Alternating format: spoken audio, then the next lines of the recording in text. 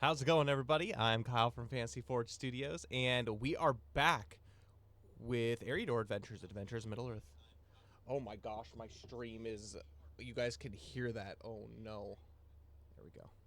Turn my volume down on my device that I'm monitoring the stream. But anyways, I'm Kyle, and we're back with Adventures in Middle Earth. It's a D&D 5e supplement taking place in the world of Middle Earth, set between the years of The Lord of the Rings and The Hobbit. 6 years after the fall of Smaug. Started off 5 years after the fall of Smaug, but in game time, it's been over a year. And so we're actually coming on up to the 7th year after the fall of Smaug. But that's neither here nor there. In the current time, this group of adventurers, they are off gallivanting through the Trollshaws and the Cold Fells, in troll territory, so it's no big deal. But before we get too much into it, let's go ahead and introduce our players. Let's go ahead and start with Valinith, then Kyrian, then I'll introduce Califir, and then myself. Hey guys, my name is Forge here at Fantasy Forge Studios, or Dane. You can call me either. I play the character Valinith, son of Morbith. He is a high elf of Rivendell. He is a scholar class. He is 778 years old, and he's pretty cool. Again, like I said, he's a scholar class, which is kind of the equivalent to like the healer class in Adventures of Middle Earth. It's not like super powerful heal, but he's basically a medic, which is kind of cool. He uses a bow. He uses his father's bow from the Last Alliance, which is pretty sweet. And he's a very jovial guy. He's not a very actually Kyle made a really good point after last stream. Like in the movies of the Lord of the Rings, they're kind of almost seen as like super serious elves are. Serious and like they're not jovial. Look, they're like jovial and not free spirit, but like lighthearted. That's kind of how Valinith is. So yeah, it Valinith's wasn't jovial. good. He huzzahs. That's kind of jovial. Yeah, A little bit. him and Kyrian were singing over the dead body of... If anyone dies, you bet your bottom there's gonna be a whole scene of just ballads, like in the way that Tolkien would write, like when Boromir died. So hopefully we don't have to deal with that. They're like, no, we don't need to go find the hobbits first. First, Boromir, Legolas, and Aragorn are just like, let's just sing a ballad over him, and then... Yep. It's good. It's peaceful. So that's Valinith. He's pretty cool. He's pretty awesome, and he is nervous for today's session, in a good way. Excited but nervous. Yes, got to change into a sweater. That'll help. Oh, yeah. The next player that we have is Kyrian. Guys, did I get hope? You did. / inspiration? Sick. You did. Thank you, Official Eyes. And now in the new D&D, it's called Heroic Inspiration. Oh, is it really? Why is it called Check that out. I don't know. If you look at the stat sheet, it says Heroic Inspiration. Question: will it automatically implement the new exhaustion rules if we roll on D&D Beyond? It shouldn't. I think it's like, I don't know if there's a way to toggle between the like legacy content in this, but it still has like the legacy stuff on there.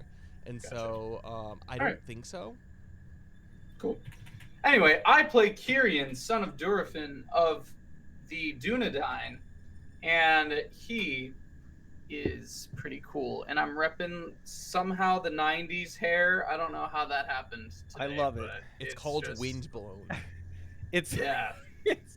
It's called That's a just- 90s center part. That's it. And that's just what my hair decided to do today. So, anyway, Kyrian is pretty cool. He's really good at navigating, especially Eriador, and helping out the peeps of that land, as the Dunedain do. And he dual wields sword and dagger. So that's pretty cool, and he's pretty much overall a cool guy. So He's pretty cool. He has a somewhat brooding mentality, but yeah, definitely.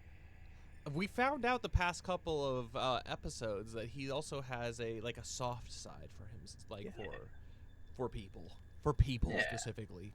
but I am very hard when it comes to the enemy of shadow. So yes, soft, not at all.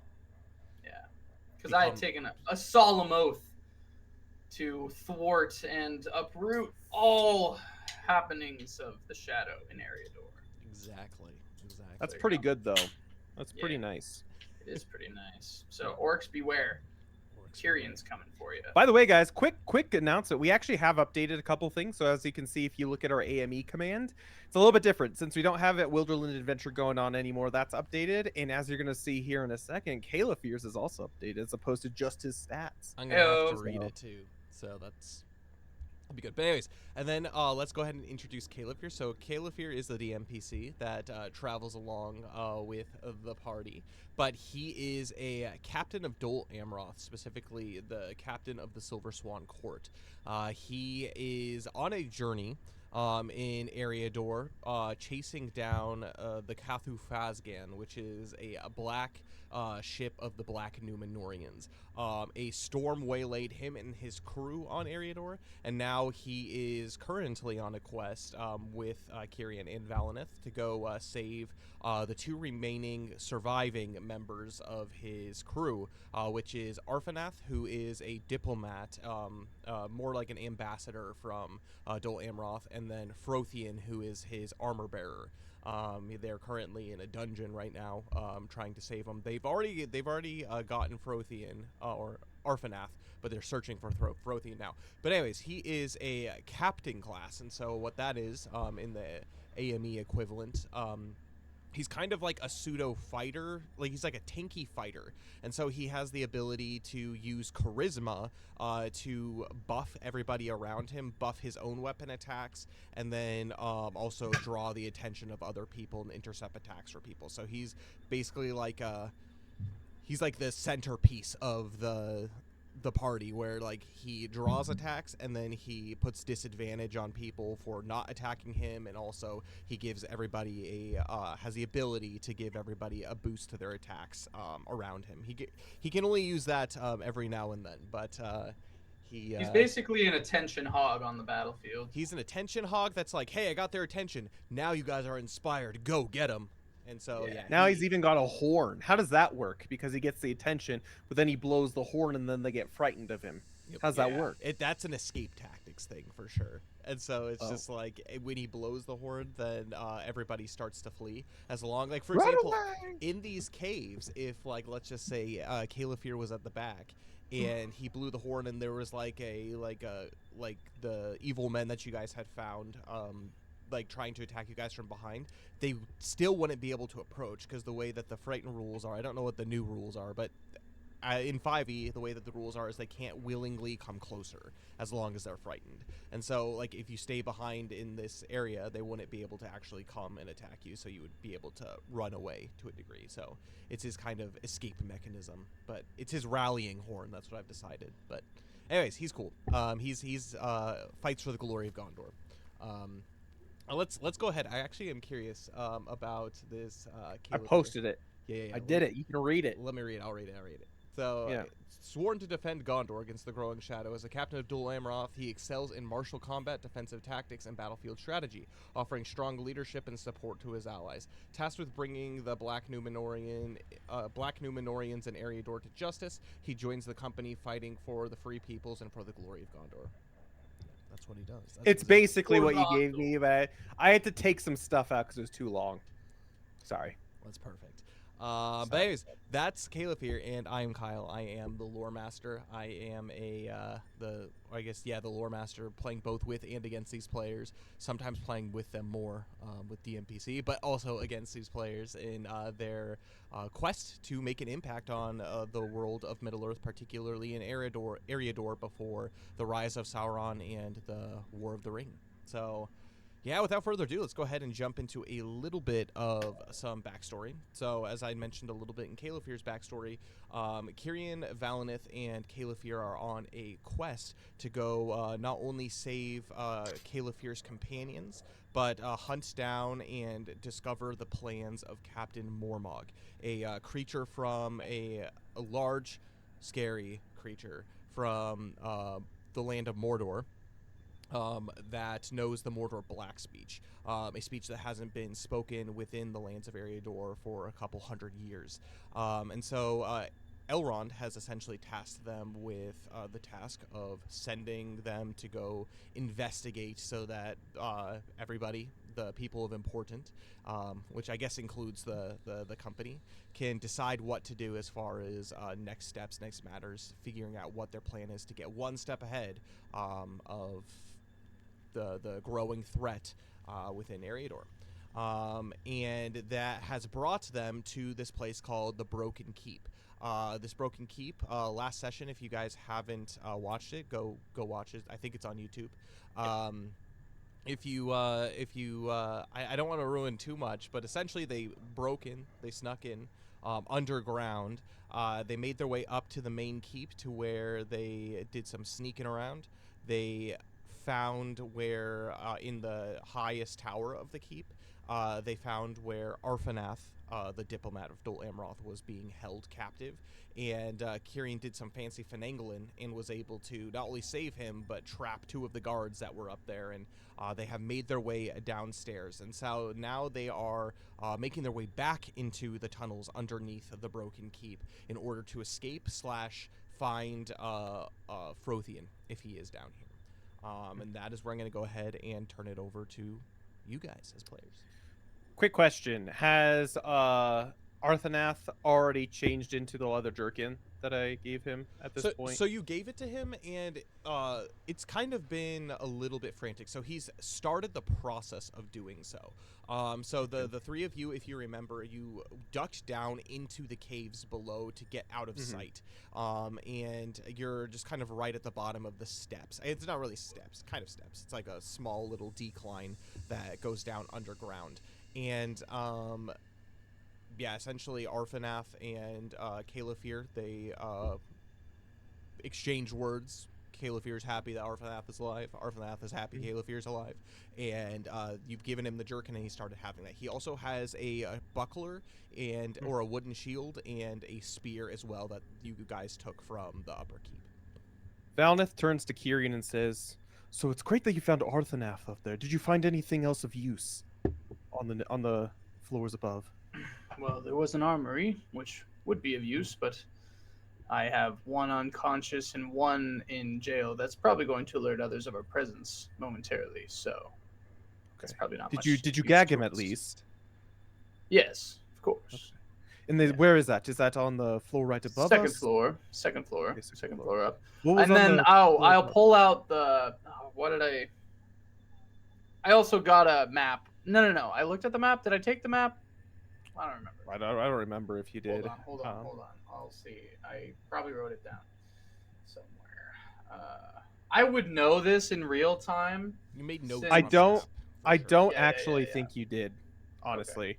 I think I remember talking to Kyle that, like, why didn't he grab the map? He couldn't read it, but why didn't he grab it? Well, so there were 2 maps. There was the one that was on the Yeah, the first small one on the desk, desk. Yeah, and then there was the bigger map too, like on the like strategy. Yeah, table. obviously not taking that one. I don't think you did though. Grab that one. Let's see. Above game. Oh, yeah. No, I just wrote down the different areas. I said Eriador map, Garnet. Oh, that was Mount the big Graham, map though. Obsidian, Northern Downs, Jasper, South Downs. What And about the small drawing one? A large circle at the mouth of the Horwell with a gemstone, crystalline, fine ink in old language. Anyway. What about the small map that was on the desk that you couldn't decipher? You rolled bad and didn't decipher it. Yeah, in the I first lost it. room. I don't think I grabbed it. Bummer. But did you see anything else? Anything? Circle maps with some armor. Mhm. Yeah. Okay. Well, at the very least, we need to get rid of this fellow. And Yes. Valnith, like you said before, he's going to give like a elvish prayer of departure of life to him. So, question for the lore master. Mhm. Were there any sort of doors or like on the last map? Like, what was the situation? Because I remember. Can you pull that map up real quick? Yeah. So, are these just open doorways? Yeah, they're like, there's open- not doors. Open doorways. There Okay. were doors. There should have been doors here in the past, but this keep is old enough where those doors have long decayed. Okay. And then what is the situation of this? It's basically like a hole that has been dug into a ground. Originally, there was probably a trap door in the floor, but it has been widened and expanded to about like a 10-foot circle circumference that So big ends gradually can goes come down. through. Yeah, Okay. So it would be difficult to bar our exit. yes. I mean, it would take a decent amount of time to be able to do that. Well, at the very least, Kyrian, I think we should get rid of this body itself. And Valinith will start like taking off the like the chainmail shirt, and he's gonna look to see if he's got any weapons or anything on him. He does. He has on him a sword, and he also had a shield as well. In his belt, he had a belt dagger and 2 rations as well. While he's doing all that, I'm gonna sneak into this room. Okay. And try to like get some cloaks / just like something to throw over top of what we're wearing, so that at a glance we don't look. Mm-hmm. Make an so out of investigation place. check for me. So you need a total of 4. If that's correct. I hope. Oh, I thought you meant rolling a 4. I'm like, I hope you can get that. Is this at disadvantage? Are we still doing those rules? Yeah, and I would say it makes sense because you're in a rush. Definitely. Yeah. So. Okay. Oh. You have inspiration. Dang though. it. Okay, hold on though. It says, what is this minus dis? Oh, that's disadvantage. I see. So that's 5. 5. You look around. You're able to find 2 cloaks immediately, but the only other cloaks that you could possibly see are the cloaks that are on the dead body, and that one is pretty blood-stained for sure. Yeah. And then the one that is on the guy who is currently knocked out on bed. So there's a total of 4 cloaks in this area, but 2 of them are on somebody. Easily accessible. Okay. I bring those back and I relay that information. As this is going on, as he's looking for these cloaks, Valinith has taken kind of like part of like the cloak and like clasped it really tight around the dude's neck, so like it kind of staunches the bleeding and kind of wrapped it a little bit more. And has at this point taken off the armor and taken off the sword and the shield and put it on his own pack, so that by the time if we do find Frothian, we can hand those over to him. Says, well, this cloak, unfortunately, is quite bloodstained. I don't know if we can use that. However, I think we're going to have to find something for Frothian as well. So do you mind helping me carry him into the barracks? I think we could probably disguise him a little bit there, lay him down, and make it look like he's at least the very least sleeping. Yes. Let's do this as stealthily as possible. During this whole process, Calefir has actually taken off basically the chain shirt that he got from or was it leather armor?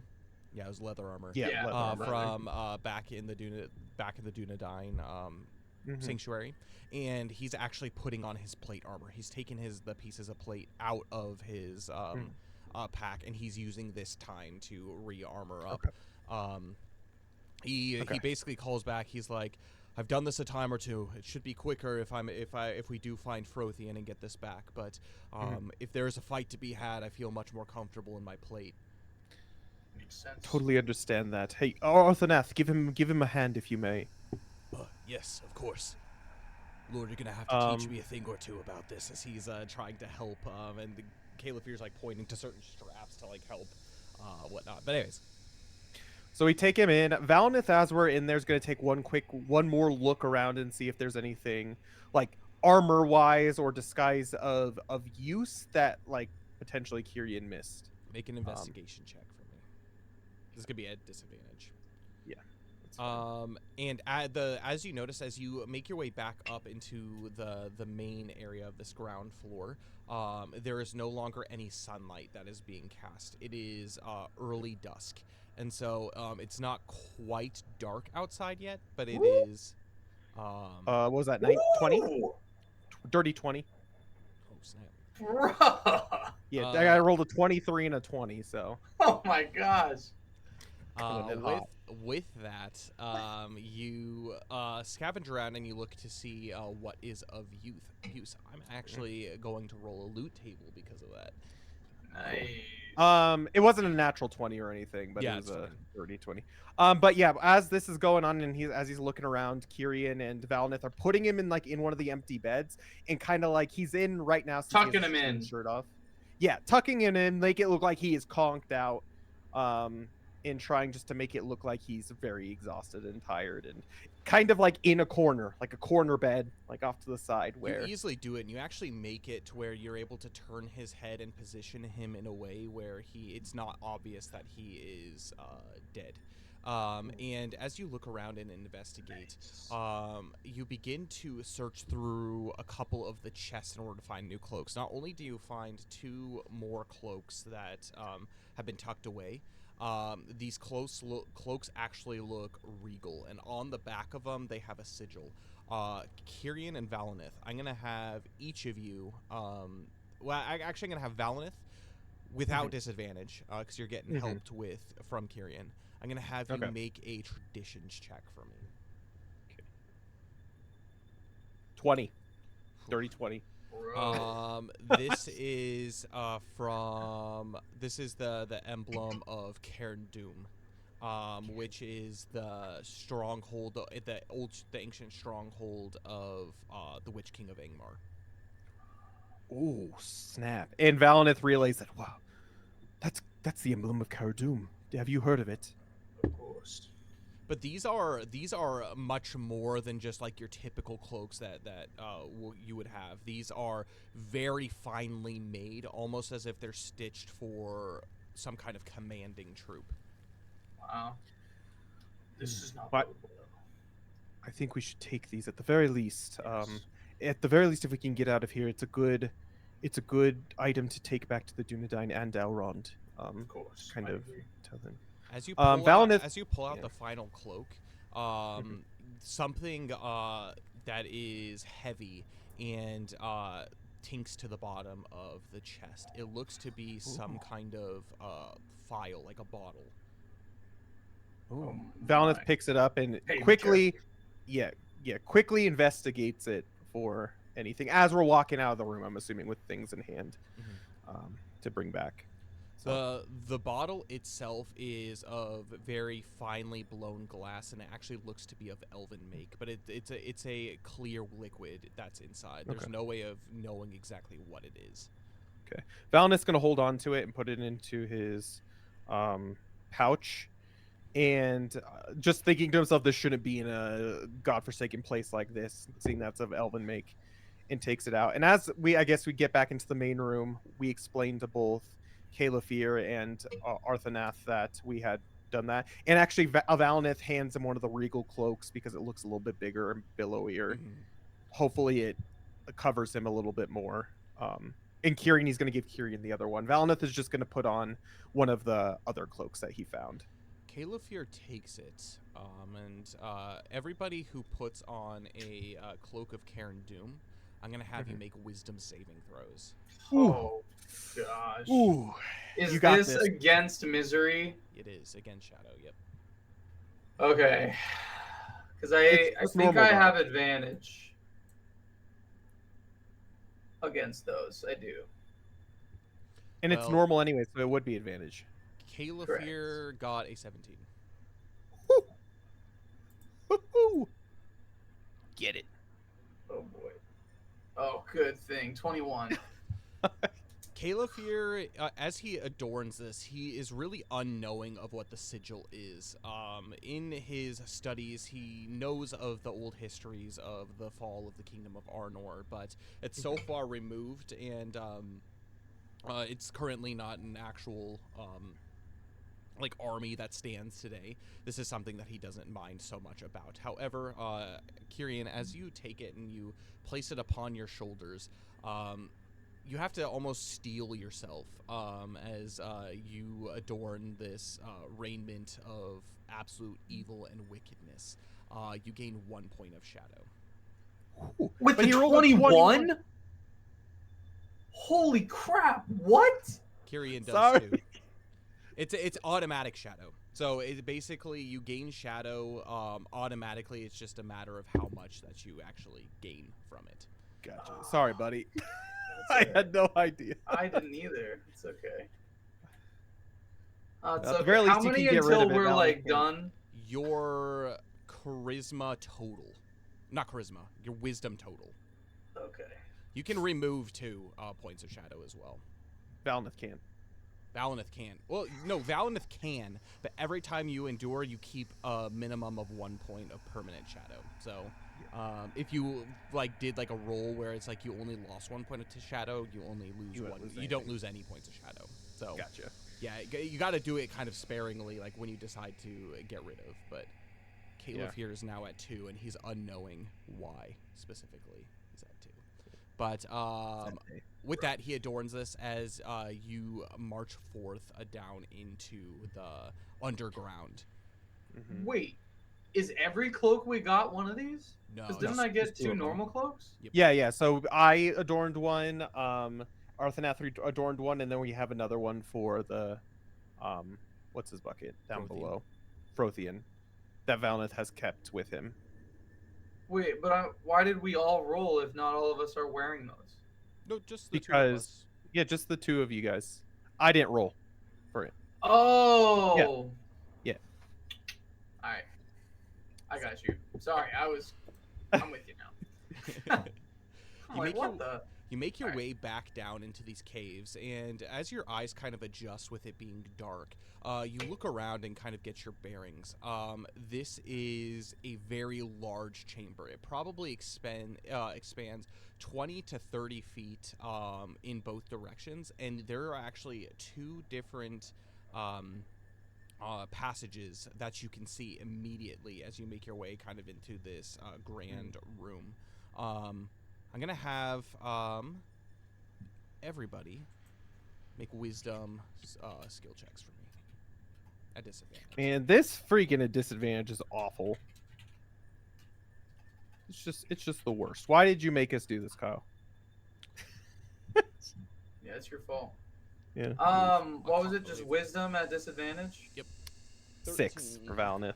13 for Caliph. Oh boy. Oh, come on. 5. You make your way into this great room, and as you continue down the hallway with basically, I think the marching order was this, with squished between Califir and Kyrian is Arfanath. You make your way down into the sloping, winding path. But first, Califir, he says, "Shh! Do you hear that?" You stop for a moment, and as you listen, you can hear the grumblings of something off behind you. It sounds to be 2 deep and large voices, and you hear, "Is it morning yet?" You hear some very heavy footfalls as something is getting up onto its feet. From the And sounds where's of it it, coming from? it hasn't noticed you. It is coming. Wait. Like back here? No, not basically as you've made your way down into Oh, okay. the stairwell that goes downwards. The voices at here, I'll just use this token. Is here Over there in that area. Okay. and here. The only Kiri or only Caliph hears this. Well, now you do. He's made you all Okay. aware of it. Valnith says, "With haste," and we hustle a little bit more. As you hustle down a little bit further, you come to the passage that has the it basically looks like a mine shaft that has been dug out and built out. That goes a little bit further. You're unsure about. You can't see far enough in. It gets too dark too quickly as you peer in there. Even And- with Valnith's night vision, he can't see quite. Yeah, far enough in. it's dark. I mean, you can see further into it, but it gets pretty dark, especially if you're just like looking. You see a far, like you're able to see a far wall, but you do see that it dog legs up to the right. Do you want to try to stealthily check it out, Valinith? At That the could very be where the least, I prisoners are. exactly. With it being this close to the keep, I'm sure that something of use is down there. And Valnith just quickly kind of goes down here and just follows the path as it goes around the corner in the Remember, dark. make a hooting sound if you are in trouble. Okay, sounds good. Orphanath, he turns to Kyrian and Caleb here. He's like, I don't know if that's a good idea going off. These tunnels are winding. We've been put to work taking shifts mining down here. Unsure for what nefarious purpose they're planning to do. Do you know what's down there then? He shakes his head. Well, Only if the that trolls could that be are where back the other here. prisoner is, then we cannot risk not checking it out. Understandable. But keep your wits about you. This filthy place is filled with a number of things. Goblins. Orcs. Worse yet. The boss. Yes. The boss. I will. Can we kind of tuck ourselves in, like not going down the path, but just like in the entrance, so we're off the main like tunnel here? Yeah, Sorry, I would let me say, actually project. So like we're in here, Mm-hmm. so we're not in the main like. Yeah, you know what I mean? Absolutely. You're able. The three of you are easily able to sneak your way in there. And as you do so, Valinith is exploring deeper. You hear the voices, the deep voices in the back saying, "Ugh, I'm hungry. I wonder if they've brought us anything fresh today." And you hear someone from down the other side of the caverns. You hear, "Oi, I could do for a bit of dwarf." And he goes, the other one says, "Pell, no. The dwarves are our miners. They need to do the work for the captain." There's dwarves here. Oh yeah, the dwarves. And then you hear, "I could do for a bit of flesh." And she and Yeah, you walk hear, in. We have some meat. you hear you see as you peer around the corner, one of these individuals shuffle out. Oh boy. It's a large, by the looks of it, Kyrian. Make a traditions check for me. Oh, no, Shadow Lord check. You good? You got advantage, so normal on those guys. Oh yeah. Wait, why do I have normal? Because don't you get on shadow? You get. Oh no, that's Advantage. just like against points of shadow. Oh, gotcha. I'm pretty sure. Yeah, this is Shadow Lore. Yeah, I can resist corruption better than most. I find my blah, blah, blah. Yeah. Advantage on wisdom saving throws against corruption. All right. Oh, this is a disadvantage, so I'll roll again. It's okay. It's Awful. It's horrible. Why am I rolling so bad? It's difficult to tell, but it's clearly trolls. You're unable to tell what kind of trolls they are as they emerge from their sleeping places. And the other one says, "Those men up top, they better watch what they're doing. Especially in the morning. I'm hungry." And then the one with the deeper voice, he sniffs. And Pell, the one who's been called, says, "What is it, Bron? What do you smell?" And he goes, "Blood. Over this way." And you see him begin to creep up towards the entrance as the other one goes into this cave, and it sounds like it's rummaging around for something.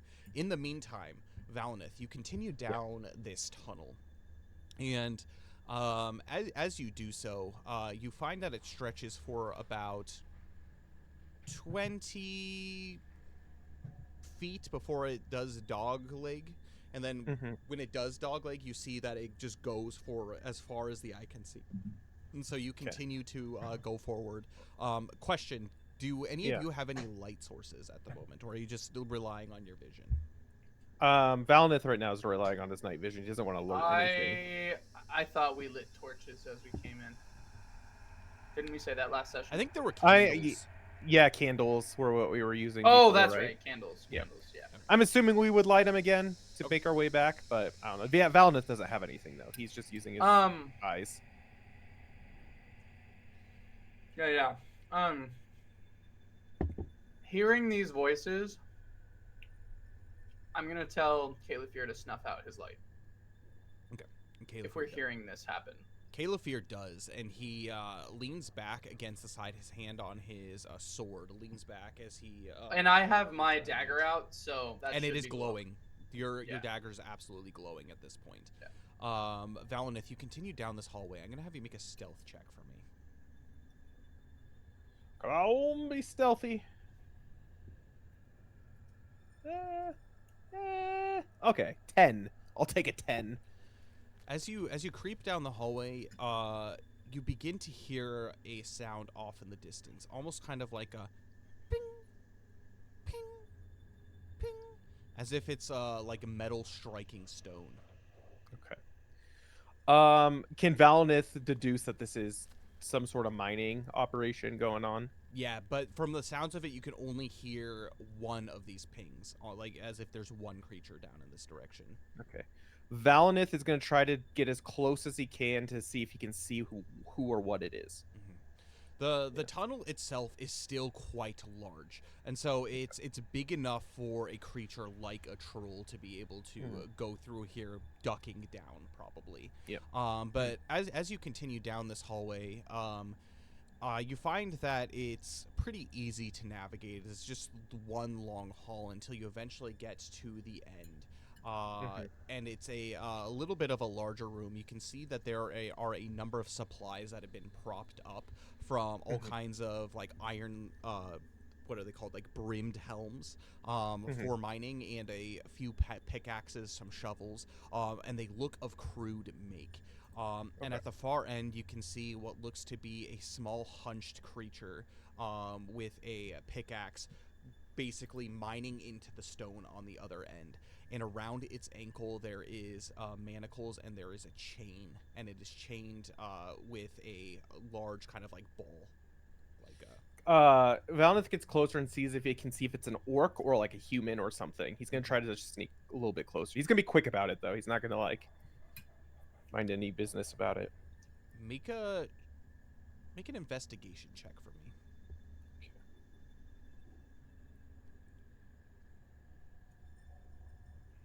13. 13. Dude, you're rolling so much better than I. This Good I'm thing, right? happy for it, you know. This is a goblin, but it's different than any of the goblins you've seen. This doesn't look like to be a goblin of the Misty Mountains. It doesn't even look like to be a goblin that you saw in Wilderland. This creature seems to have a more like blackened flesh, and more so than just like the soot that is just on it.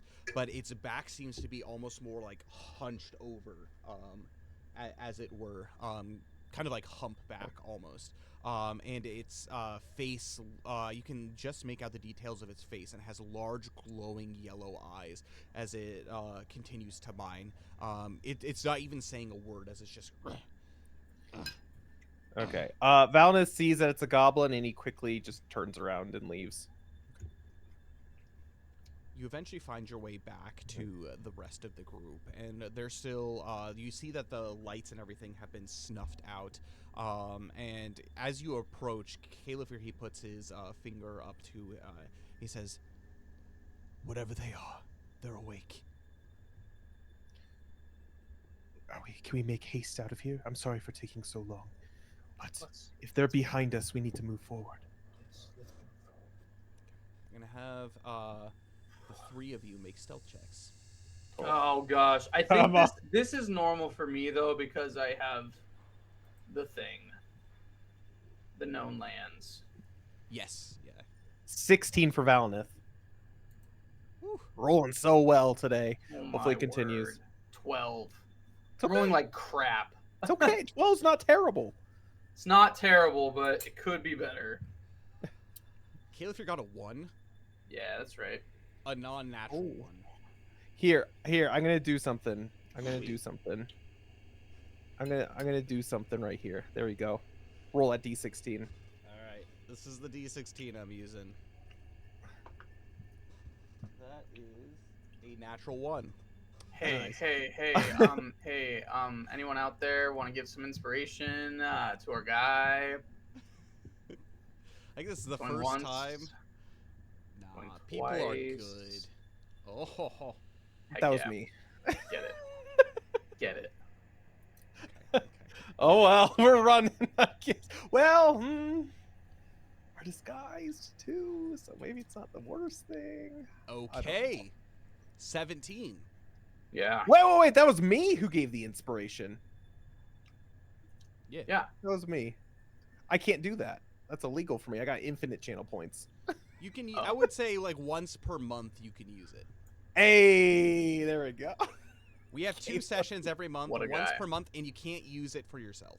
That's All right. always been the rules. You can't use it for yourself. So Yeah, I've never used it, so hey, we're making up for all those months, I guess. Yeah. Calefear, he pulls up the rank behind as you start to make your way down the path. He initially trips on one of the stones that are on the ground, but he's able to catch himself and steady himself like on the walls, like his hands outstretched.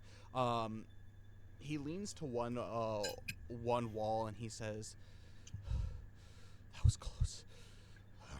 And he steadies himself as he continues to follow the group of you downwards. As mentioned, it is just as wide as it does until you get to the break where you initially decided to go upwards. If you remember, down in this area, there are 3... it would be here. There are 3 different directions that you could potentially go, but before you Did do we that, pass 5? you did pass Well, 5. it's kind of. I'm gonna have you Okay. as you make each of you make perception checks. Also, like once we get down to the once it stops sloping so much, I'll relight my candle. Caleb here will do the same. Perception checks. 7. Not great. Yeah. Sorry. Perception. Here we go. Disadvantage. Let's do this. Oh, 23! Let's go. 16. Oh my gosh. Valinith passes Finally. initially what looks to be a hidden stone doorway. This is different from the one that you saw when you first came in. This looks to be made from like a large stone that can be moved back and forth. Actually, you notice this, Kyrian, because of scratch marks that are on the ground. Of course. It is partially open, enough for probably a small size creature to be able to sneak into. A medium-sized creature might be able to squeeze through with a dexterity saving throw. Okay. Valinith's continuing, so I don't know. He didn't see anything. Can I make some sort of insight check to would this seem like somewhere prisoners would be held? Make a wisdom saving throw. Or not wisdom saving throw, wisdom skill check. That would have been nice if it was a saving throw, though. I know. Hold on. Come on. There we go. All the disadvantage. Oh, what? 6. Could be. The thing is, these caves, you don't hear anything coming from within. It just seems dark. Yeah. It is Okay. small enough to keep a medium-sized creature inside. They would need some serious squeezing skill to be able to get out of it. But All right, and just to be clear, we're talking this, Yes. not this, right? Okay. right here. Okay. I'll whisper ahead to Valinith. Wait, Mhm. I think there's a hidden passage back here. I think it's worthy of checking out. Well, time is of the essence. If you're gonna do it, do it. Okay. I will slip through and with my candle try to see what I can see.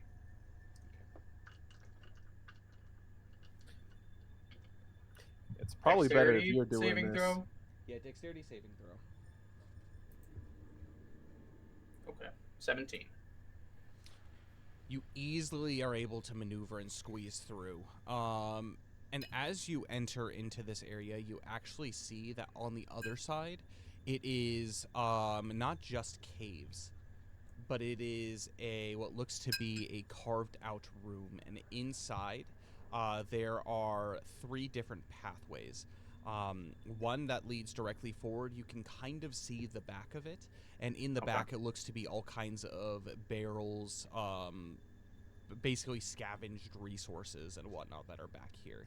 And when you Okay. look off to the right, you can see that there is basically a large empty room, but laying directly in the middle of it is a very, very large hill troll, and he is laying down, and he's Have I woken it? no, he's sleeping. Okay, I will like cover the light so it's not shining toward that direction. Okay. And I will be as quiet as I can as I check out the last passage here. You make your way to this last passage, and you see that it actually winds into a couple of chambers. As you sneak into the first one, you see that in this room, it looks to be a number of chests of various treasures that are here. There are, and it's not like the castle with Rhine, the Queen of Castle Hill. It's not like her treasure hoard where it's like just like treasure just scattered throughout. Like this is organized almost as if it is been intentionally placed.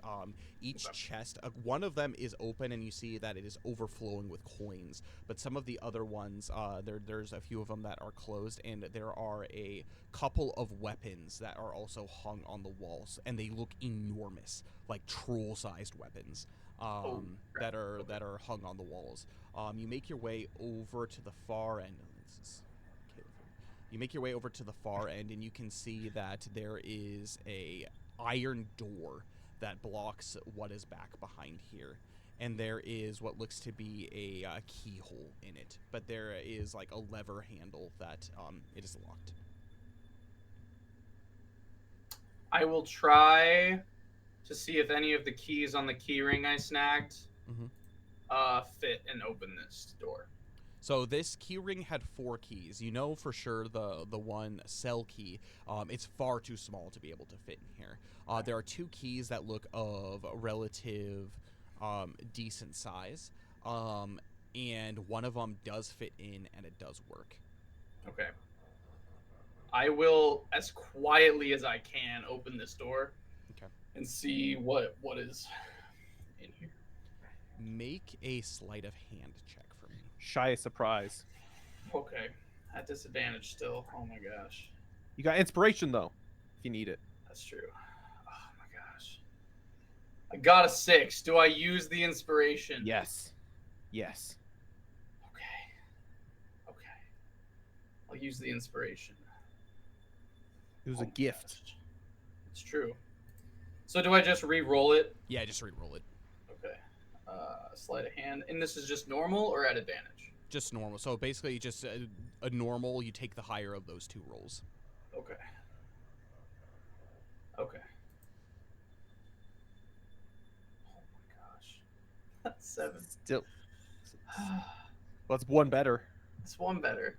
This door is in newer condition than what it should be. It looks as if it had been manufactured and installed here, and so it swings open with only a small... Okay. You stop Okay. and you listen, and you hear a... As you roll, you hear the troll roll over in his sleep, but he has not awoken.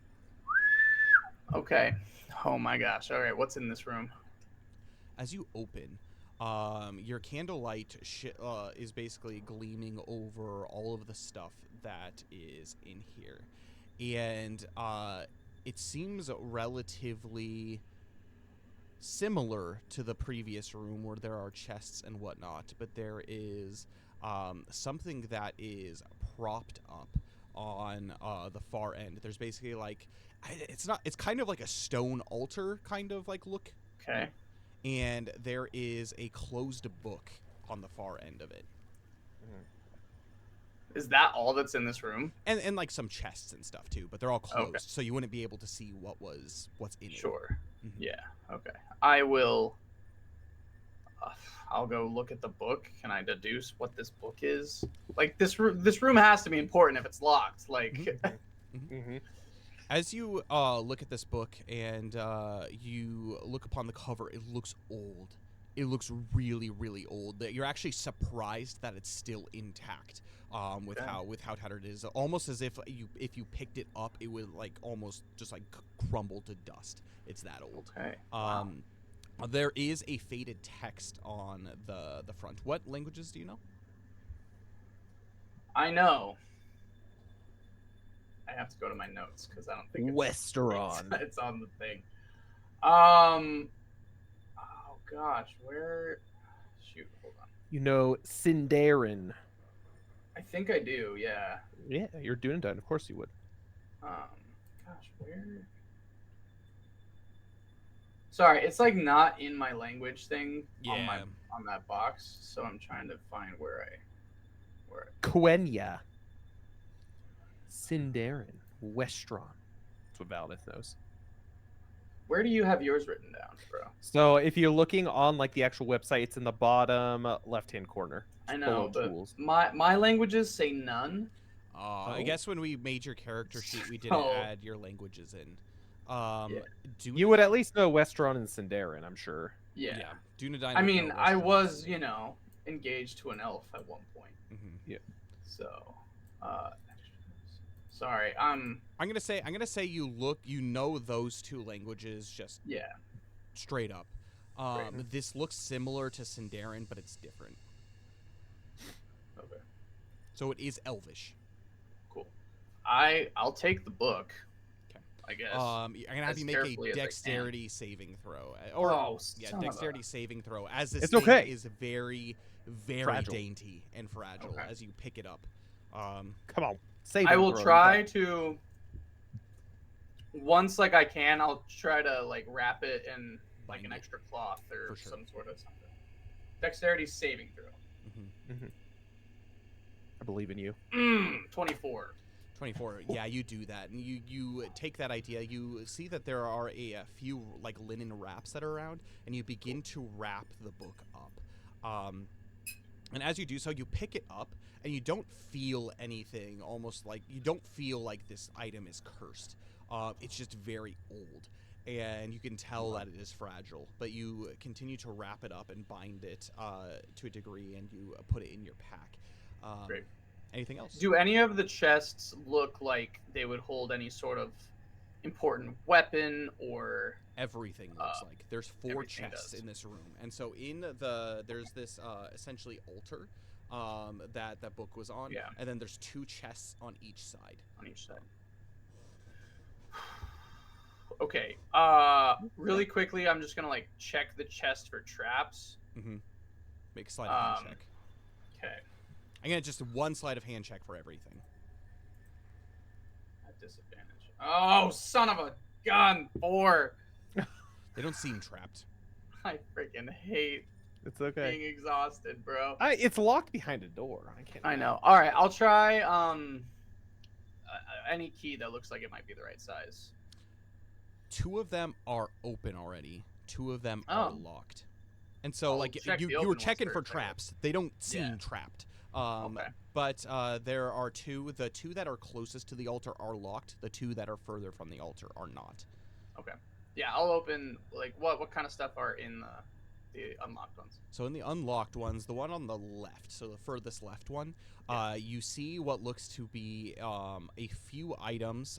They don't look old, but they look valuable. There's 2 items in it. One is a helm, and another is a set of arm guards inside.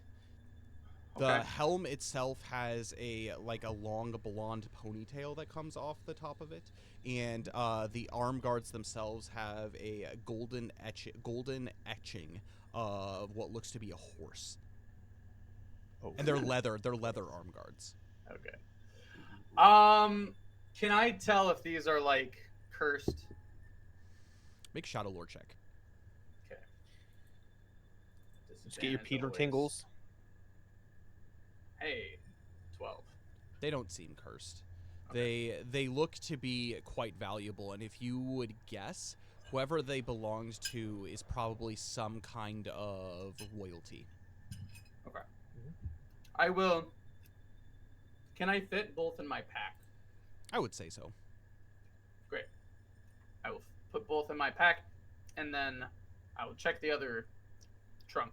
The other trunk, as you open it, you see what looks to be 2 hammers. These are like hand hammers, and they have dwarven runes written on them. There's no way of being able to read what they are, but they're pretty identifiable as dwarven handwriting. Okay.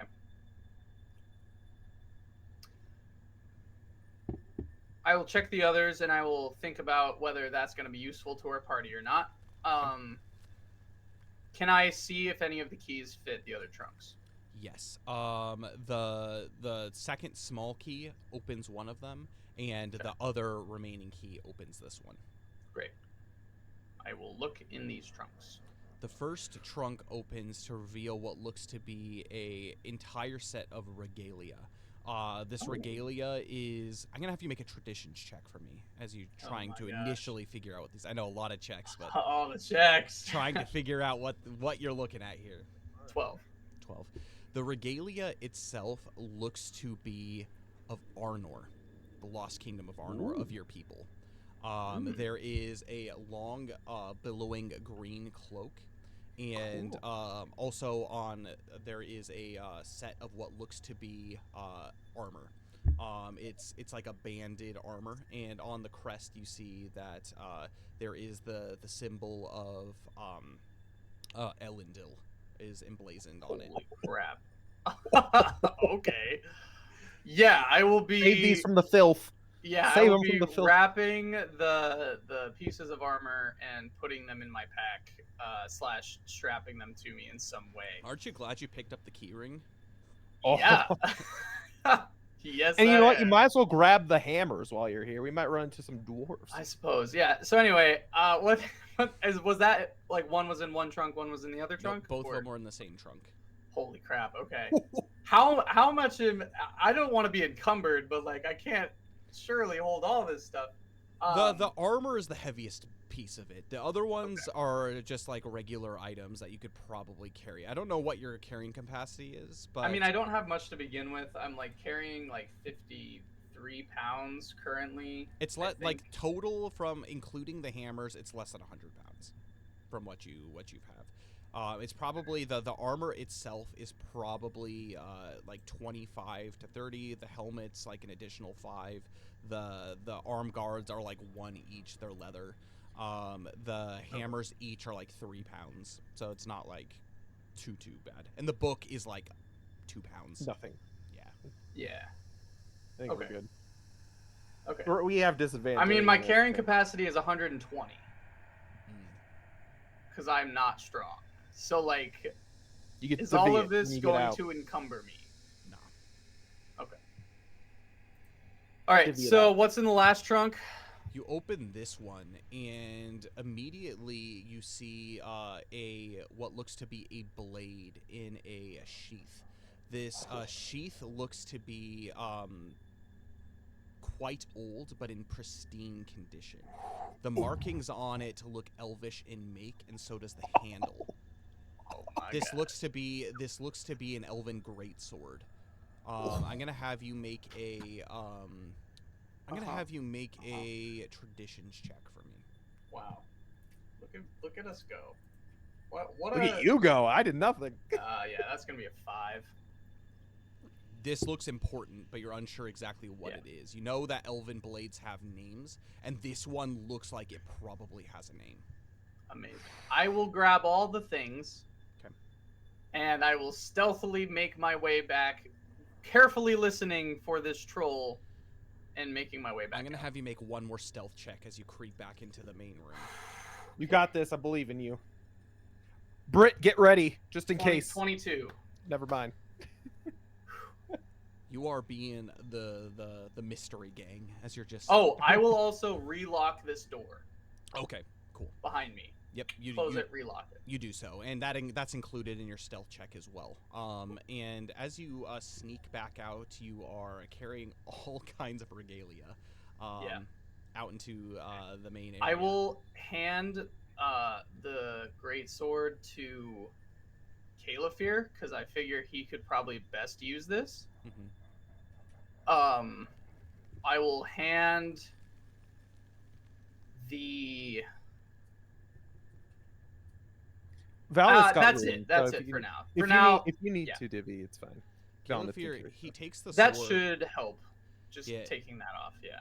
Caliphyr takes the sword and he views it and he's like, "What was back there?" As he like opens it and the blade is glowing blue as he does unsheath it. It is seemed to be some sort of hoard of stolen goods, and I think that these are better in our hands than theirs. Let's keep I've never seen a treasure such as this. As he examines it and flips it over, and he says, and he looks to Valineth and he says, "What do you think?" Valineth quickly goes over and sees if he can read it, if there's anything, or if he knows of anything. Quickly. He's just glancing at this point. Mm-hmm. There is a text that is been scrawled on the side of the sheath. Okay. And the text is written in Quenya. I know Quenya. Ooh. I know it. Yeah. What does it say? The text itself says, "The defender of the fall of Gondolin." No! Is this freaking Turin's sword? This is you've recognized this blade actually. Is this Glorfindel's This sword? is Glorfindel's sword from back in the days before he perished. Valineth is just like, Snap.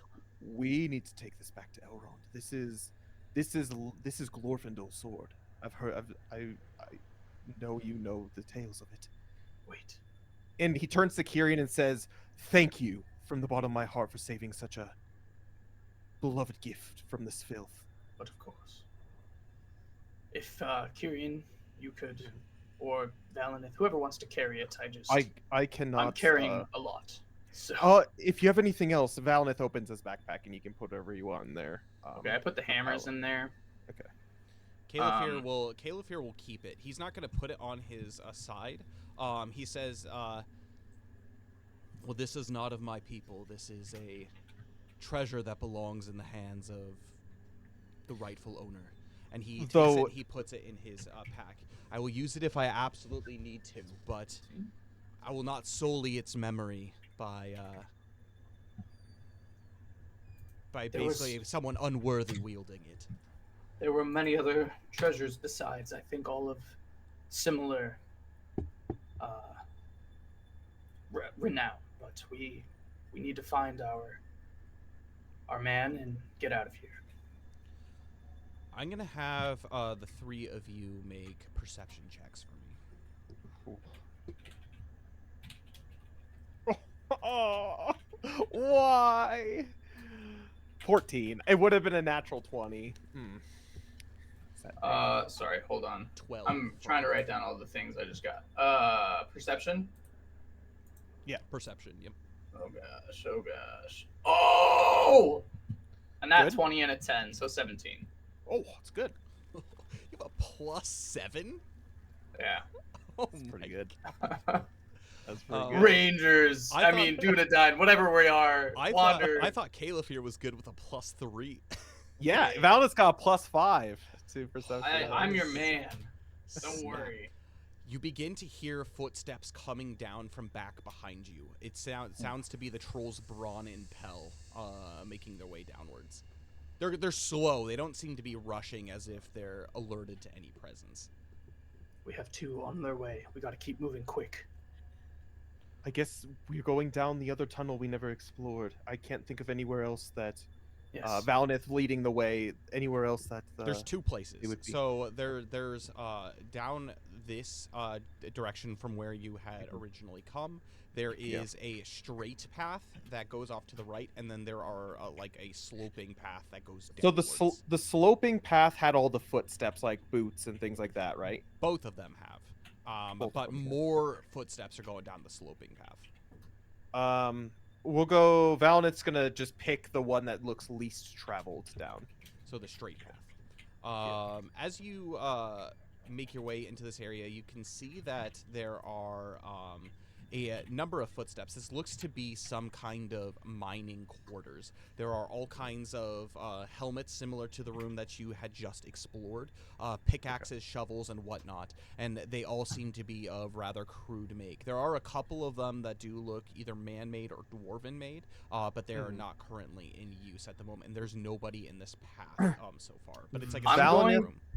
yeah, Valinith quickly warns to the party in the previous room, because he hadn't gotten the opportunity to say, it seems like there are miners. However, the one that I came across was of goblin renown. I didn't recognize it, but it definitely wasn't like a dwarf or anything. However, I think we should still be wary moving forward, because even slaves, it seems, here aren't necessarily friendly, all of them. I will ask, what's his name? Arfanath? Is that his name? Mhm. Arfanath. You have been down here. You told me that they had you laboring in these mines. Do you have any idea where they might be keeping more prisoners down here?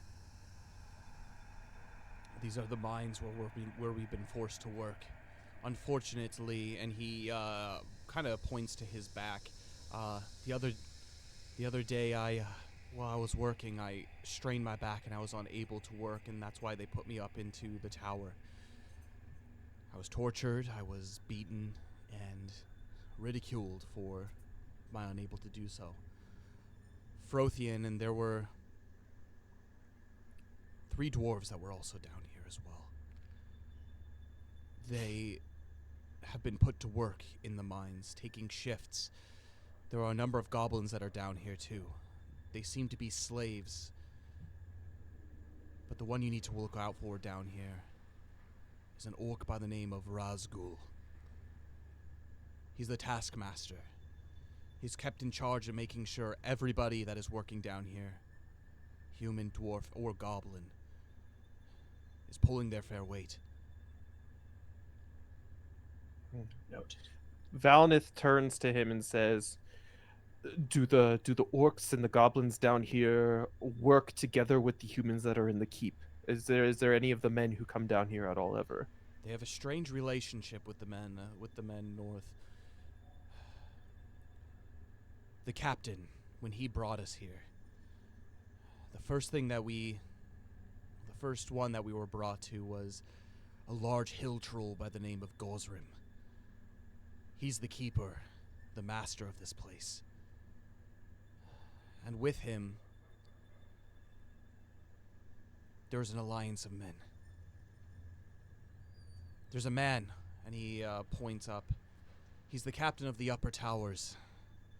His name is Kiernan. He was at the camp, and he looks to Calafir. He was at the camp when we were taken. He's the one that took all of our stuff. But he is working closely with the captain. There's some kind of strange alliance that has been built here between trolls, men, orcs. And all that they are concerned with is having us dig. To keep digging. Well, do us a favor. As we're going, if you find a familiar path, something that you know leads to the other prisoners, that is our top priority. And we have to get them out. So let us know. As well, would any of the orcs down here listen? And Valnith points to like the cloaks that both Kyrian and Calafir are wearing. Would they answer to any of these men if we do happen to run into them? I know Calafir here is regal and mighty, but would there be any way that we could maybe even convince our way out of it? Are they in contact with each other? I mean to say. Goblins are stupid, trolls are stupider, but with Gosrim, there's no fooling him. He's got absolute devotion to the captain, and he runs this place. He runs this place sharp. As long as we don't have the attention of Gosrim, we should be okay. But Razgul, he's wicked. Even to the men that are up north, they don't like to deal with him, which is why they rarely come down here. There are, every now and then, sorties that make their way down in order to check on the progress of how things are going.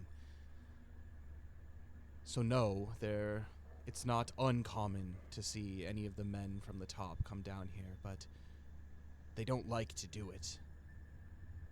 It's terrible. I think at the very least, one of the benefits we have is the fact that we are in a group and we are vaguely disguised as such. I think that from here on forward, I don't know if we're necessarily even going to be able to sneak through certain areas, but instead we might even need to be putting on a performance. Meaning, I think we should change up the order of how things are and tells Kyrian and Caliphyr to get towards the front since they're more ranking looking people, if that makes sense. As we continue on, at the very least, if we can get through to the majority of orcs or goblins that we do see, I think that will make for a safer way out. Caliphyr, he says, seems to make sense with me. Arfanath, how diplomatic are these men? How do they act? What's the proper way to address Razgul or any of the trolls or goblins? And Arfanath, he explains to the three of you that they're the typical men that come down here, they're not very educated. They're warriors. They're fighters. However, the Kiernan and the other commanding officer that are here seem to have a little bit more of not a lordly presence, but more of like a commanding presence. Their speech is not of like the high men of Gondor, but it's also not as low as like a wild man, and so they have kind of a little bit higher of an air to them. But as far as the men are in general, they're not super diplomatic per se. They're more cruel than they are diplomatic. Okay. Well, moving forward, we should keep that in mind. Do you think it would be beneficial to have a torch rather than a candle? Yes. I think so. I think it would. Okay. There are a couple of torches that are here. And Arfanath also explains to you that he has never been in this room. Him and his compatriots are always drawn downwards. It's always downwards that they're able to go, and so this seems to be some kind of a resupply. But Arfanath does also explain that this passage does eventually connect to the main mines where everything is done. However, it's only commanding officers that are allowed in this area. It's a good thing we're disguised, at least two of us, as Yes. commanding officers. Sorry, this is kind of more above. I'm sure I would, knowing this area, know. Where would these commanding officers like hail from? Like if we were visiting or like we just got stationed here or moved, like where likely would we have come from? Like where would Kyrian guess? Rudar. So the men of Rudar. Yep. Okay. So if you remember the bandits that you had dealt with earlier, these were men of Rudar. That's right. Okay. The wicked men that are up here are from the same persuasion. Just in case we come across the goblin guy and they're like, I don't recognize you, then we'll say as far as Valinith understands, knowing that like the two capes that both Kyrian and Caliphyr are wearing are from Karen Doom. Would Valinith know if there's any sort of hint still loyalty to the Witch King and anything like that among the orcs or of anything evil in this area? As far as you know from your past histories, since the Witch King has died thousands of years ago, there hasn't been a sign of him towards the last. No, but is there still loyalty? Is there still loyalty towards like the cause? I guess I should say, like in Everlast, when you got like the cult of Burbledow or things like this, are there still people who are like it holds a strong, like followers of that hold a strong persuasion even among like the orcs and stuff of this region? To a degree, from what you have noticed, what you have seen, there's been no hint of the bringing back of the Witch King or anything that was in Karen Doom. If there is a power in Karen Doom, it's probably not the Witch King. He has been slain some time ago. But they would recognize these as like Karen Doom, and like there would be a respect for that. Yeah, this was an evil fortress that has whatever new power has risen there. is seems to be using this as their logo, using this as their emblem for command. Cool. And Valinith relays that. He's like, at the very least, the 2 cloaks that you, Kyrian, and Caliphyr are wearing is going to hold some command in here. These aren't just general cloaks. These are from places that are evil and have great persuasion, even if the leader is long gone at this point. Well, So. I will say this: I'm not usually much one for words unless I have to be. So if we come across them, I will leave the speaking to Caliphyr. You seem to be better with words and persuasion. Um, just know that we are from Rudar, and I think our cover story is that we have just been stationed here. We are reinforcements that have come to help with the operations of this base.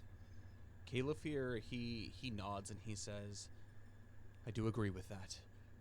And he turns to Arfanath and he says, who is it that everybody answers to? You mentioned Gosrim, this troll, but who really is in command? And Arfanath, he says, the creature you're looking for, Captain Mormog. He's the most feared around here. Even Gosrim is afraid of him. Nice. And Caliphyr, he nods and says, Arfanath, do you know if Captain Mormog is still here, or if he's gone somewhere else? And Arfanath, he kind of leans back against the wall and he thinks, he says, I arrived here 3 days ago. He was stayed the first night, but since then I haven't seen him or heard of him. I was lucky you came. I have a hunch that come this evening I would have been troll food. I was no use to them. They treat us cruelly, but not to the point where we can't work. Those who are unable to work, well, let's just say they're the menu item for the next evening. Brawn and Pell, they're stupid. But they are mighty. They are trolls, in fact. And Caliphyr nods. Then I say we make our way down and find our prisoners and bring them back. And Valinith will kind of talk to Arthanath a little bit, and based off of what he had seen, based off of 4-person troops moving through, like positions on where people are, including torch positions on common of where people are holding specific torches. Usually everybody is carrying a torch that is there to light everything up. And the creatures that are down here are pretty averse to that. And so many of the goblins will try to steer clear of the light, wherever that is. But you continue to make your way down. Is there anything? And we all light torches. We all light torches as we're going through. And it does light up, and immediately you kind of are able to get your bearings about this place. It is clearly a mine, but the area that you're in seems to be a much nicer persuasion. The rock itself seems to be polished, and as you make your way down to this crevice over here, you can see that there is a kind of a ramshackle bed. This probably is where Rosgul is stationed and where he stays. But you continue downwards into, and it begins to slope pretty steep at this point, into the main tunnel portion of this underground. And as you make your way there, you begin to hear immediately the sounds of struggle, as from every direction you can hear the sounds of like goblins and essentially like pickaxes carving away at all of the areas underneath. There doesn't seem to be any rhyme or reason to the digging. They just seem to be spread out all over the place, almost like they're widening the path. While we go, I'm keeping an ear out for trolls and also an ear and an eye out for any people digging that aren't goblins. And Valinith says, just maintain the formation and we should be fine as we continue through. You continue to wander down into the main area, and this is definitely a cavern that has a bunch. It has like 3 pillars that are sticking out to support the ceiling, but you see that there are a number of individuals that are digging. As you make your way into the center, I'm going to have the 3 of you make perception checks for me. Oof. 19. Oh, I got a nat 20, but it was a 6 at disadvantage. 14. 19. There is at the far wall looks to be a 1 dwarf. This is a dwarf that kind of has a balding head and kind of almost like a ginger cul-de-sac and a long beard. He's hunched over and he has what looks to be a chisel in one hand and a small hammer as he's picking away. He looks to be skillful at what he's doing, but he does have a chain around his ankle with a heavy lead ball that is attached to it as well. Mm-hmm. And he's at the far Do end over these here. chains have like any sort of key or lock, or is it just like The you would have to manacles? break it off? Yeah, the manacles like that go around the leg portion of it have a small keyhole. Okay. Do I know like on the key ring that I have like? The key would be much smaller than what you have on the key ring. Okay. Noted. So does everyone notice the dwarf? Yeah, like he eventually becomes. Caliph here doesn't initially. Actually, Mhm. Caliph here makes his way kind of into this room and looks at some of the goblins as he examines them, and he's like, "Ugh, hideous creatures." And then one of the goblins turns around and goes, Wicked men's are here. I'm back to work. Busy myself. Back to work. as he continues like hammering away, like almost like he's terrified to look at Caliph. Many of the goblins too, as the 4 of you walk through, they are quite averse. They even to the point where they drop their stuff and they grab the chains that are around and they like tug the lead balls that are around in order to move away into the corners, away from the light. I resist the urge because these are creatures of shadow. Yeah. Oh yeah, they're goblins for sure. I resist the urge to snuff them out and Actually, continue Kieran, I'm gonna have you make a Shadow Lord check for me. Okay. Are these the goblins? Does Valnith recognize these goblins? Yeah, these are Valinith. These are the same goblins that 9. you saw from up in the cavern.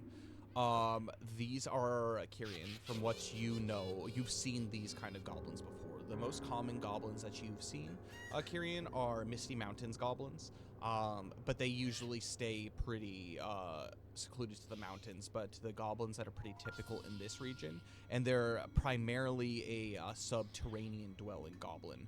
They have an absolute aversion to sunlight. They run in fear from sunlight. So they're not great for like an army, like a standing army, like out in the wilderness. But they have caused the Dunedain a bit of grief in the past. These are goblins from Mount Graham. So if we look on the map, Mount Graham is right here. Mm-hmm. So Cairn Doom is way up here, but Mount Graham is right here. Okay. I am noting that. I'm also noting where I see these dwarves, hoping that maybe on the way out we can try to help free them. Would I be able to, like,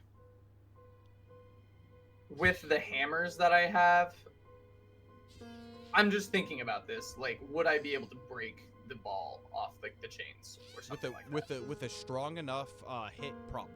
These chains don't look super well made. They don't look like they're Numenorian make, Dwarven make. They just look like pretty quickly mass-produced chains. Okay. Great. Good to know. Yep. Valnith notices them too as he's moving by, and he actually who's next to Valnith? Arfanath. And he whispers to him, "Who holds the keys to these manacles?" Razgul. Noted. And Valnith continues to move. You continue up the path, and it splits into 2 directions. There's a kind of a more northern direction, and then there's one that splits off to your left. Which path would you like to go down? I stop turn for a to the moment group. decide. I turn to the group. Shall we split up our duties? You 2 go to the right, us two to the left, and meet up after we search and do our rounds. Yes. Valinith nods and then looks to see who he is going with. He Yeah. has no idea. I will go with I'll go with Valinith. This way. Yeah, to the left. And then Calafir and Arfanath make their way. And Calafir, he struggles looking at the dwarf to not like say anything, but he looks at him and he kind of gives like a small kind of like gruff nod and continues to walk forward. And Arfanath, he stops for a moment and he looks at the face of the dwarf.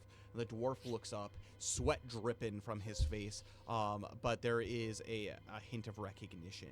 These two recognize each other. And the dwarf, he looks confused at first, but he just keeps on digging and doing his thing. So, Okay. let's go ahead and start with Kyrian and Valinith. So Great. as the two of you wander, there's two large chambers that are here. You can see that in the first chamber, it's you can tell that this place had been worked on, but had been stopped, probably for structural integrity. But as you make your way into the next area, this looks to be their larder.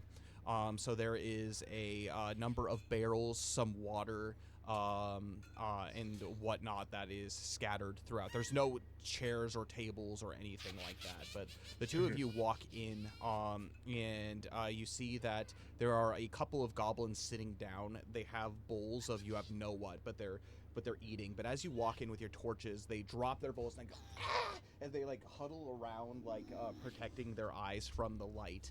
And you can walk in here undisturbed. Yeah.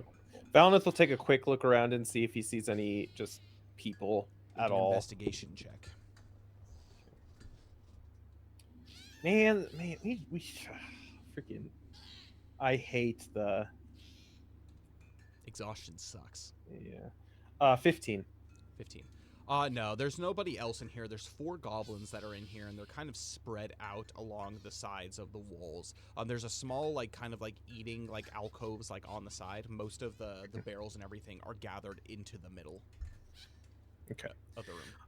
Valinith kind of just grunts as best as he can in like a thing and just continues to follow Kyrian as he makes his way through. You see a light coming up from the western side. I guess, yeah, western or eastern. Eastern side. And as you see Kyrian and Arfanath make their way up. In this room, Calafir noticed that there was more digging. And so there were some goblins and stuff that were in here, but nothing more. They seem to be trying to spread their way eastward wherever they're digging. And you eventually do meet up back together in the same area. As you do continue to walk up this path, you begin to hear the sound of whips cracking off in the distance. Okay. I will say to Calafir, nothing but filth and slop in there. Haven't I seen try to much else avoid here. it when I can. Me too. And he said, and you can tell that Calafir is just like he's out of his element, being down beneath. But there's a bit of relief when he sees that the two of you and you are able to reconvene. Great. Let's keep moving forward. You wander into this direction, and you notice that there is a large chamber off to your left, and you see more goblins. There's probably 6 goblins in here, hard at work, trying to dig westward.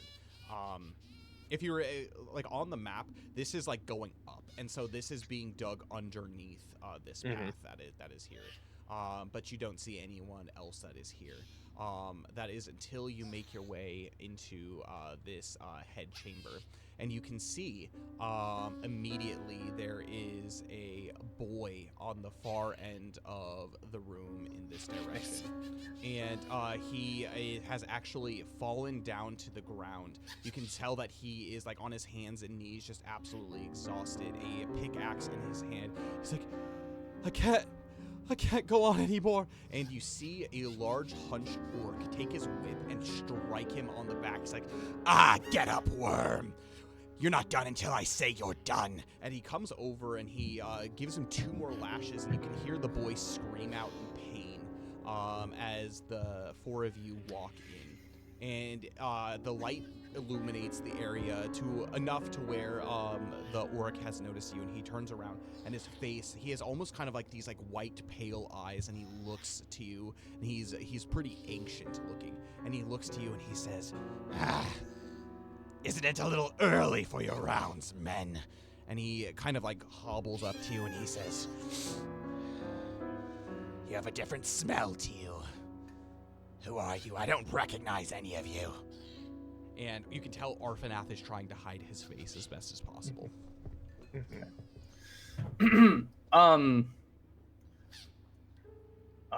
We were just sent from Rudar as reinforcements to this keep. And we were just told from higher-ups that they need this boy to try to get that prisoner up above to talk before he becomes our friend's lunch. And Caliph here, he steps in. That's right. The captain has plans for this boy. I don't know what for. I don't know why. But. And he gives like a big smile. Whatever it is, I would sure hate to miss seeing it. And he looks over to the boy with as much like hate in his eyes as he possibly can muster. And the orc, he says, They're always bringing changes of plans down here. and he grumbles, I'm gonna have Kyrian. Actually, who do you want to make Valinith this quickly. check? I want Caliph here to make this check. Okay, so Caliph, Valinith wants to here's look gonna take around too while this is going on and see if he can see any more like dwarves or anything of the sorts in plain view. Yeah, we're gonna do this. We're gonna go ahead and populate. So you're speaking to this orc, and Arfanath is gonna stay behind. Valinith, you're gonna make your way in this direction. Mhm. So Caliph is gonna make a deception check. It's gonna be normal since the 2 of you are speaking. It'll be at advantage, but should I do performance or deception? I think performance probably. Yeah, that's pretty good. I mean, it's the performance right same. there. It's the same. So. He performed nicely. Come on, don't Ugh. crap. Also, I will say to... Oh, wait. He got a 6? Wait! Inspiration! I have inspiration. I'm gonna use it. Oh, okay. Yeah, Valinith has an inspiration too if he needs to use it. So I am going to say to Arfanath and Valinith as like the captain, like, son of a. what Oh was my it? Gosh. A 5. Oh my. So 6 I'm total. gonna say to the other 2, do the rest of your rounds and meet us back here. Valinith looks and he also looks back at the goblin captain. What does he notice perception wise from the goblin captain? He so he's an orc. So he's not Or a the goblin. orc Yeah, captain. he's an orc. He Yeah. seems to not be afraid of either compared to the goblins, and the flame itself doesn't seem to bother him all that much. I'm gonna have you make a shadow lore check for me, Valinith. But this orc, he looks to Caliph here and says, It's a natural one. I don't even need to roll again. Ah. I don't take orders from worms like you. Get out of here unless you plan on picking up an axe yourself. Leave the boy to me. Valinith looks at Valinith quickly looks at the orc or not the orc but at Caliph and the captain, and he stops his rounds and walks back up to the side right by Caliph, and he says to the orc, oh that's not him, this way, and he says to the orc, we may be new around here, but we aren't afraid of you. If you want to answer to Mormog himself, you better let us take him. and Valinith is going to be as deceptive, like He looks angry as over possible. to you, and there is like rage filling within his face. I'm gonna have you make a Yeah. deception check for me. Yeah. He's not good at it, but I've got inspiration, so.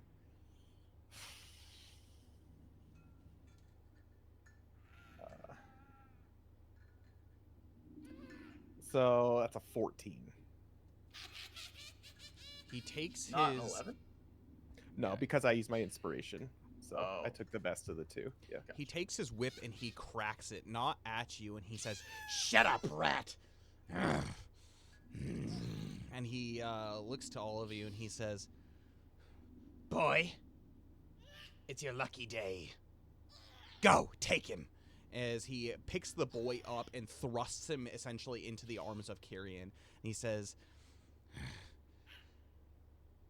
More hands make better work. Now go! Go! Before I... and he looks over to Arfanath, who's over there, and he, there's like a couple blinks of initial recognition, but he turns away and he says, It's fine. It's fine. More and more newbies come with every day. Did Yes. Valinith see any dwarves, by the way, or anything while he was make, looking at I'm them? gonna have all of you make perception checks. Yeah. The one thing I might be helpful with. Oh! 12. It's okay. Five. It's okay. It's fine. 12. I just want you all to know I rolled 2 natural ones. And I got an 8. It's an 8. Holy smoke. Yeah, 10 plus 7. All right. Anyway, You did notice that there is a dwarf working in this room. They look to be younger. And this individual has a hammer in hand, like a large hammer, and is taking Is he chained chunks down out. too? Yeah, everybody has chained balls around their ankles. Did the war or the orc captain unlock the boy from his chain, or is he just dragging his Yeah, chain? as with he him? sits down, he takes he like throws the boy into Kirian's arms. He's like, 1 second. and he pulls out a key ring, and there's only one key on it. As he unclicks the. Cool. What's command the from his- troll's name again? What are the troll's name again? Calafeared, if only he knew. Caliphier does know. He does know. I didn't write it down. I didn't either. Valinith calls into the room, My bad. and sees the dwarf there, and he actually turns back. He's like, "Before we head out, the And, upper the is orc also looks at you immediately as you begin to talk. He's like, Enough from you. You're nothing, worm. as he slaps his whip, actually striking you this time. and I Valinith." draw my sword and I take him by the throat, point my sword into his throat, and I basically say, you piece of filth. I wouldn't touch my men if I were you. If you want to see his breath one more day. and he snarls. Make an intimidation check for me. And Valinith goes into the other room and grabs the dwarf by the arm and brings him and says, "Your food." And brings I it. hate disadvantage, bro. 6. Wait until Gazrim hears about this. Deception Question. amongst the ranks. With my 8, do I notice if there's any other goblins or anything in the immediate vicinity? There's 8 goblins in here total. At least from what you can see within this main area. There's a couple rooms back here that you can't see in. But he's like the only like one in charge. Yeah, he's basically like this orc and then a bunch of slave goblins. Okay, I will do my best to like knock out this orc / I am hitting him as hard as I possibly can with the pommel of my sword in his head. Okay. Do it! Yes! Make a strength saving throw for me. Oh crap. But it's normal. Yeah, It it's is saving. normal. 17. As you, he goes, as he snarls, he reaches for his sword, his scimitar that's at his side, and as he reaches out to draw it, you take the hilt of your blade, and you just, boom, cunk him super duper hard. He is going to make a fortitude or a constitution saving throw. and you smack him right on the crest between the brows, and he stumbles back for a second. And he looks at you almost in disbelief as he continues to draw his blade, and then immediately he falls forward flat on his face. Amazing. And I'll say, maybe next time you'll be more cooperative, filth. And then, The I'll- goblins like look around and they look to the orc, and they all immediately begin to start moving towards the body of the goblin, reaching for the key ring. I will say, get away if you don't want to be next. And I will go forward and take the key ring off of the goblins. Poor goblins. I kind of feel bad for them, but not really. And the 'cause goblins are they're just like, and they look at like back and forth between like you and the orc, and they kind of start like slinking back to their jobs, and they pick up their pickaxes and they continue, but their eyes are like still on you. Their eyes almost glowing in the darkness, like reflecting in the I'll light. say, back to work, or I won't use the flat of my blade on you. And the dwarf that Valnith brought over to you says, "What is the meaning of this? I'm working hard. I swear I'm working hard. And I don't Valnith want to kind be of troll food." Valnith kind of squeezes his thing, his like kind of like the muscle between his neck and his thing, and says, "Where are your friends?" And I will say, shut it if you know what's good for you. And it just looks this dwarf looks between the two of you, it's just like confused. And I'll wink at him. Mhm. So, like, it sounds like I'm being rough, but so that he knows we're friends. As Frothian kind of is steadying himself after being unlocked, he looks to all of you and says, I'm sorry, I'm doing what I can. I'm just too tired. The water here, it makes me sick." As he looks back and forth, and his eyes rest on Caliphyr, and he throws himself into the arms of Caliphyr and says, "Oh, thank goodness, as he wraps his arms, and Caliphyr is just like looking around, like throws him back and says, "Hey, get into line. Come, we're escorting you out of here." As he looks to the rest of the goblins that are around. Valnith quickly looks as he brings it to see if there's any more of dwarves, or if he's listening to see if the dwarf tells him if there's any more. "We saw one of your friends earlier. Where's the other one?" They took him Poor guy. 2 days ago.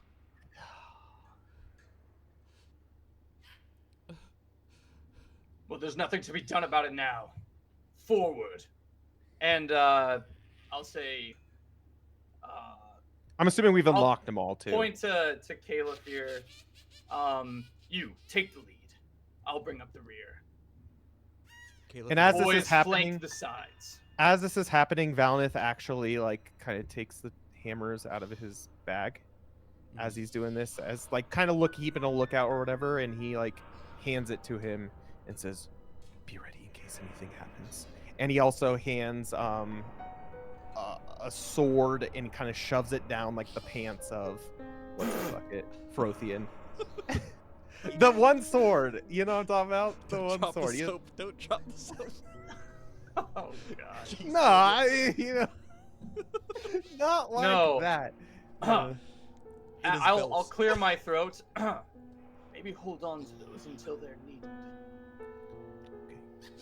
Valnith like nods and is a little nervous moving Caliphyr forward. looks to Frothian too, and he drags the boy over to his side, and he says, "Stay close." As soon as he gets close enough to or far enough from the rest of the goblins that the goblins aren't able to see, but he says, "Stay close." As the group of you start making your way back out. I'm gonna have, as you enter the first chamber where the first dwarf you saw was, you see that he has now moved over into this kind of hole as he's begun working. And as he does so, he hears the boots and he turns around and he sees that you have both the dwarf and Frothian with and he calls back and he says, "No!" As he starts he basically in one hand picks up the lead ball, and he starts walking, like running towards you, and he says, "No, you can't take dinar!" And I will immediately Yeah, begins to like grab this dwarf and pull it away from you. Well, lucky for you, or perhaps unfortunately, you are also summoned. But we're working hard. Oh, apparently not hard enough. I just follow orders. And I will fall in line, worm. Calefir, he comes over and he essentially puts the dwarf in a headlock as you undo his chains, and he's struggling a little bit, but nothing compared to what Calefir is able to do. And you unlock his chain. Valinith is listening to see if he can hear anyone else coming down any of the halls or anything like that. Make a perception check for me. So bad. 8. I mean, I'm also keeping an ear out, but that's just constant. I don't know if that's changed. So, What about passive perception? Can we use that instead? Your passive perception is basically like what's in the general area, and Okay. you actually, as you grab the dwarves and you begin to make your way up in this direction, you hear a large cry coming from up the hall. It's difficult to tell exactly what it is or where it's coming from, but you hear a "Roar!" as if someone is pissed, and it sounds to be one of the trolls, the 3 that you've run into. Valinith says, "Well, time we make haste," and actually kind of takes the lead. shall we go the back way? Nope, because we're already down this way. Okay. Valinith picks Speed up it the up, pace man. with them. I would assume that you would probably go this direction because you don't Yeah. know the other direction. Yeah. That's true. Yeah. So if we that's hear it, kind we're of what gonna go. I thought. Mhm. And as you I make get your it. way into, Are there any goblins or anyone in this section? No, not in this section at all. These are Okay, basically not the mines. I will drop all pretense. I will turn to them. I will like take off my cloak for a second, and I will say, "We are your friends. We are here to rescue you. I apologize for the harsh words earlier, but we had to keep up a front. Now, if we want to get out of this alive, we must move quickly and hastily." And as that happens, you can hear not too far up the path, the 2 trolls, Braun and Pell, have made their way down into the general direction. You can hear them quickly chatting before, and you hear Braun say to Pell, I'll get Gosram. You slow them down. There's no escaping. and Pell's like, "Yes, yes, I'll do it." As he takes his club, you see a troll stumble into the large open room. Go now. And I will point down the direction that we came from. And Valinith's gonna make a shot at the eye of if he can, a quick aim shot at the eye. Yeah, of I the will say troll. you get 1 round as kind of a surprise round. You're aware of it. I'm gonna say you have 1 round of combat. I'm gonna have you roll for initiative, all of you. Oh boy. It's fine. It's fine. It's fine. Ooh, here we go. Is this technically a check? I don't Is think this at so. disadvantage? I don't think so. Okay, well it doesn't matter. I rolled a nat 1, so. Oh my 4. gosh. What's wrong with you? I don't know Dude, why I'm it's not rolling letting like me crap roll. today. Yeah, and so let me go ahead and roll for Calefir. Oh no! I rolled a nat 1 as well. What's going on here? 3. And I got a 1, not a nat 1. Oh! Oh my god. Not a nat 1. It's a 2 minus These 1. prisoners better be moving quicker than us. My goodness. Immediately so the first turn is basically skipped except for Calefir, who tells everybody, Draw your weapons. Make for the exit. I'll slow them down. Valinith, And- now. And And yeah, Valinith The kind of weapons. hands out, divvies out. Also the chain shirt he gives to. or Fergie actually, and- I'm gonna do that while you take a shot. I mean, I got nat 1, so it skips my turn. well, no, so. so this is the initiative, the surprise round of combat. So Oh, okay, combat yeah, will yeah. start with whatever's going on. But first, Valnick both raised his bow then. Yeah, first Caliphyr is gonna go ahead and he's gonna draw his sword, and he's gonna charge into the troll. And as he does so, he is going to use his what does this do?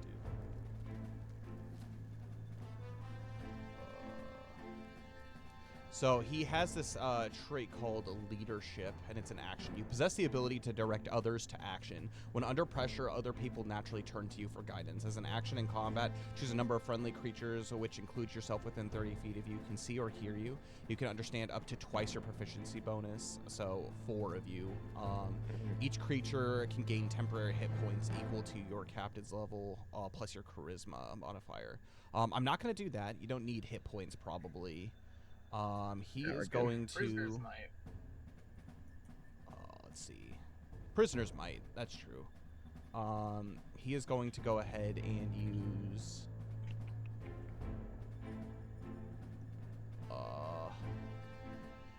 He's going to use his feature, Challenge of the Silver Swan. This is the one I was looking for. So, essentially, he comes up and he points his. So this is a bonus action. He points his sword at Pell, the troll, and he says, "For the glory of Gondor, you will not see any more bloodshed this day. Quickly, all of you, escape! Leave this one to me." As he takes his sword, and he goes ahead and he attempts to strike with his action the troll. With a nat 1, he misses. And so it chinks off. Basically, as he does so, you notice in the torchlight that the trolls are actually wearing armor. And so they're not just typical, like, trolls wearing their troll stuff. Like, this troll has, like, a troll breastplate on. And he strikes, and ding, you hear, like, the ting, and he, as he prepares his shield ready for incoming attack, as he shouts, "Go! Go! Draw your weapons! I will meet up with you later." I don't want to... Oh boy. Okay. I don't want to leave him. I'm giving the hammers to these 2 dwarves. Defend yourselves as best you can. We're getting you out of here. Head that way. And I point down the passage as fast as you can. Don't look back. Unless the troll is upon you. Go, go. And with that, they're going to go ahead and roll their initiatives too. I will also Does Valnith get a shot at them? During your turn in the because you skipped the surprise round, so this is officially the first round of combat has officially started because Caliphyr did his action. They have 7s, and so they are gonna go ahead. Valinith is a 1. Caliphyr is a 1. Well, he's a 3 technically. 3 technically. 3 total. Yes. 3 total. I'm a 4. Is a 1, and Kyrian is a 4.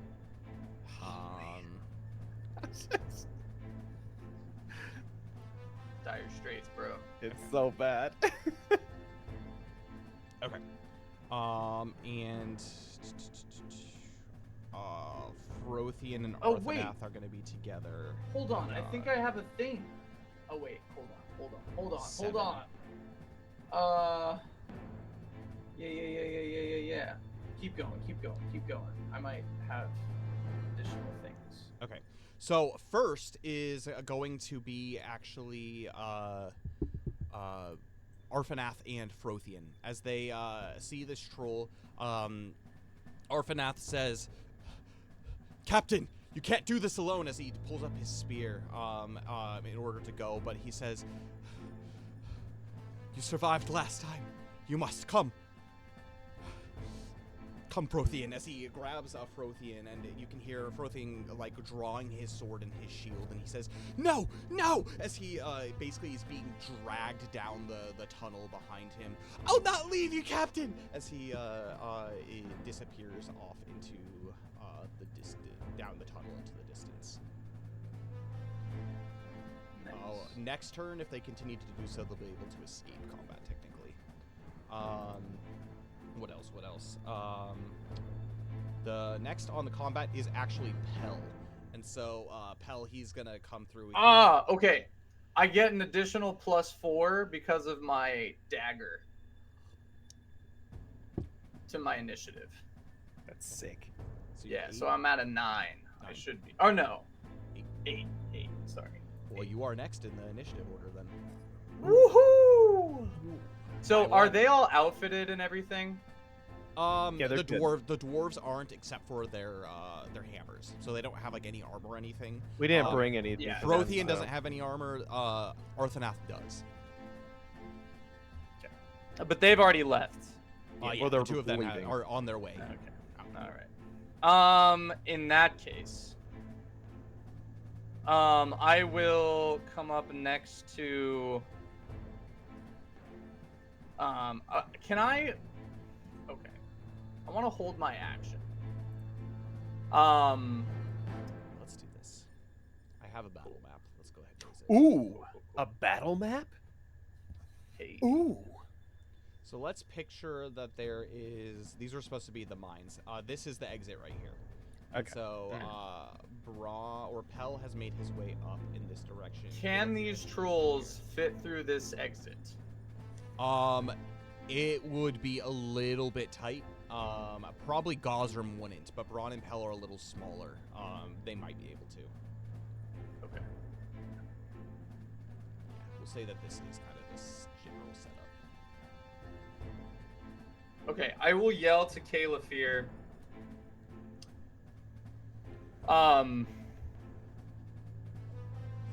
Retreat with us, brother.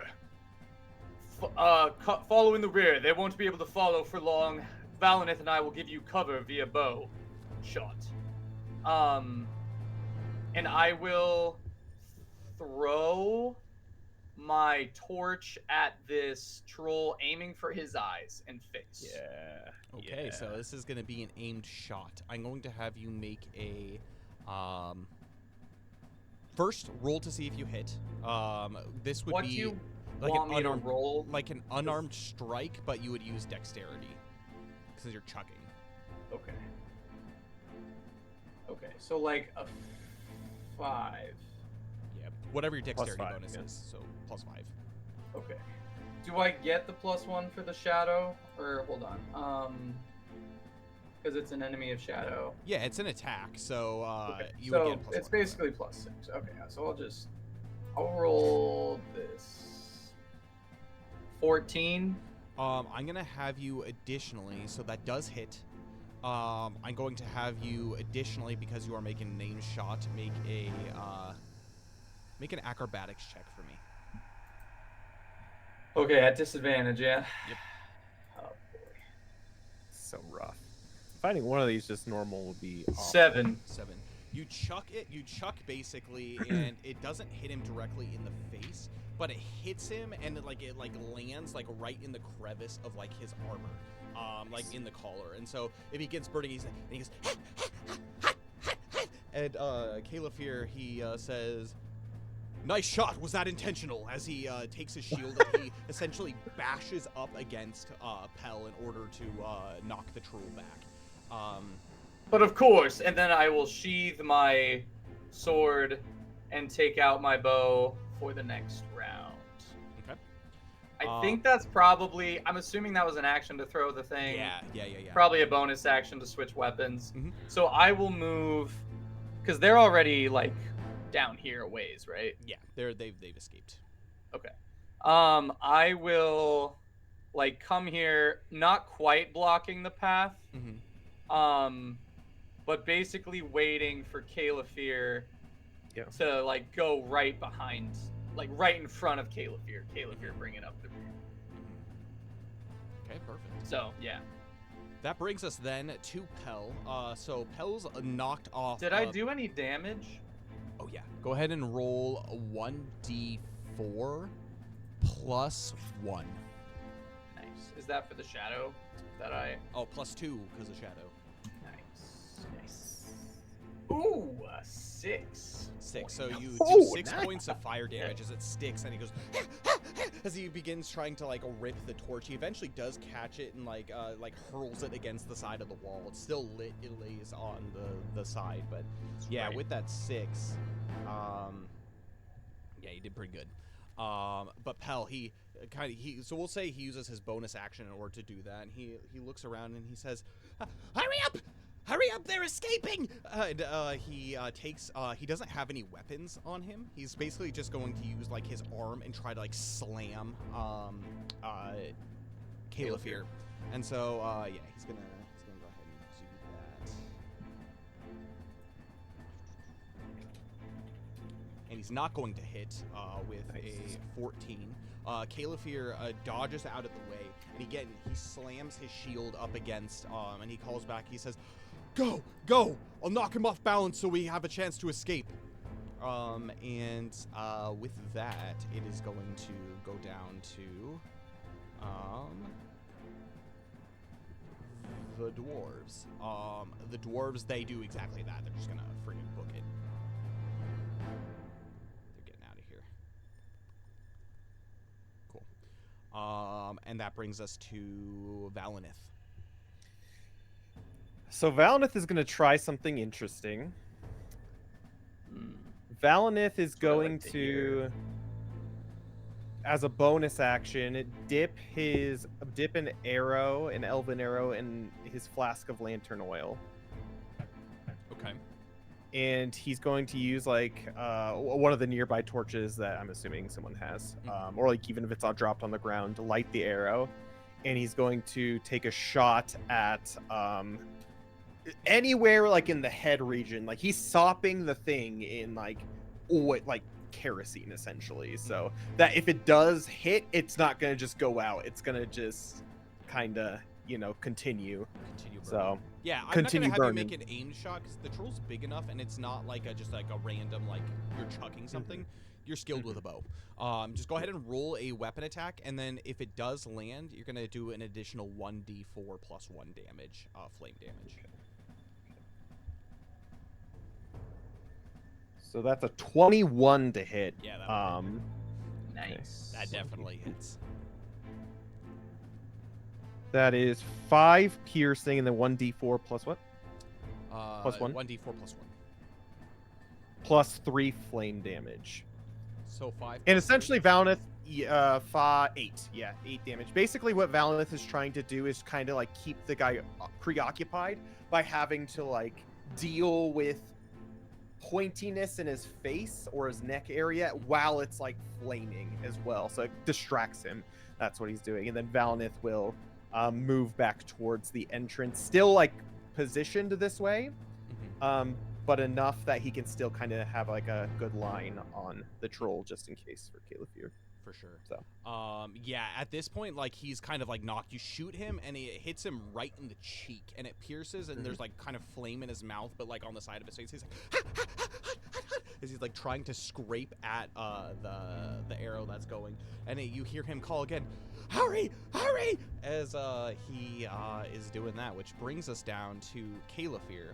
Calafir, seeing that he's kind of knocked off balance, he's going to go ahead and make an athletics check to try to push him over while he is doing that. So I would say it's at advantage, but it's just normal.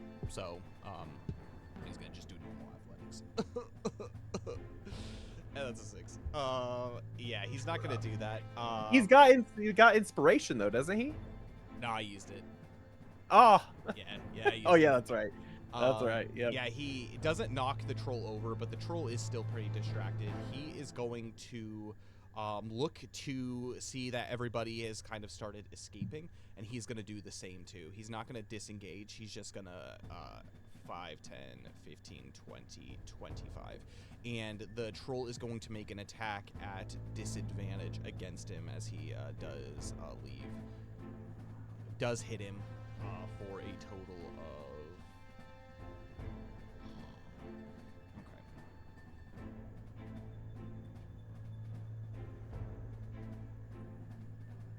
Okay. 18 points of bludgeoning damage. As it just flails, is like, "No, you're not!" And he reaches out to grab and misses the grab, but backhands and just like on his way out, he falls face forward, like on his hands and knees, but he continues to run. Freaking 18 points. Valinith is here. Let's see, getting a good I'm place. now down to 10 hit points. But he does make his way to escape, and he escapes off the map. As I'm well. assuming Valineth. No. Did you is that a escape, no? or did you stay back? I went as far as my movement could. And that's what that was. So Well, I was right here. I guess I was waiting for Calefear. This is how far he couldn't escape yet. All right, which brings us to the next combat round, meaning Kyrian. You just saw that freaking Calefear just got whacked and has kind of started picking himself up as he kind of passes by the two of you. He's like, "Thank gosh, I put on my plate armor." Yeah. Freaking. I will. Do I know of a weak spot on trolls that like I should aim for? I mean, around I the feel like face. Around the face is probably your Okay. best chance. I will aim for the face with my longbow. Okay, you can just make an attack normally. Okay. Nope. 6. I run. All right, do you escape? I will if I can. Yep. Great. Which brings us to the others have already escaped. Valineth. Oh no, Pell. So Pell is still freaking out and going crazy, which means I'm gonna have Pell make a intelligence saving throw to see if. Come on, suck! You're dumb. You're a troll. And that is going to be a 14. Which he's able to basically rip the arrow out and pat his face down. And he's going to get half movement as he is going to 5, 10, 15. Yeah, make his way this far in order to chase you. And at this point, too, We're done. No. there was done another like token that I had. Did I delete it? What was going on? Did you pull it off the map? I don't think so. Let's use this guy. As Braun and Gosrum come in, you hear the voice of Gosrum like, You idiots. You let them into our lair. as he begins to 5, 10, 15, 20, 25, 30, 5, 10. And you hear Braun say, "Oh, it's not our fault." As you can hear him kind of slugging up behind.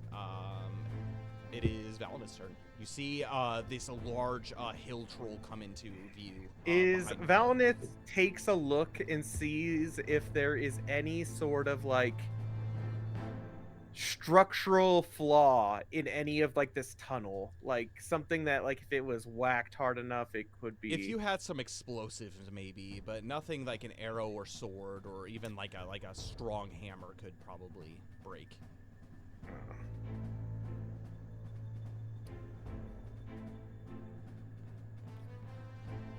Doing Run away! as a bonus action, could I throw the rest of my kerosene on like down here, just like in this general area, like in front of this tunnel area, like entrance, just like break it down on the ground? I would say that would be an action, probably. Seeing that, though, Calefear might know what you're doing, and he might use his torch to just light it up.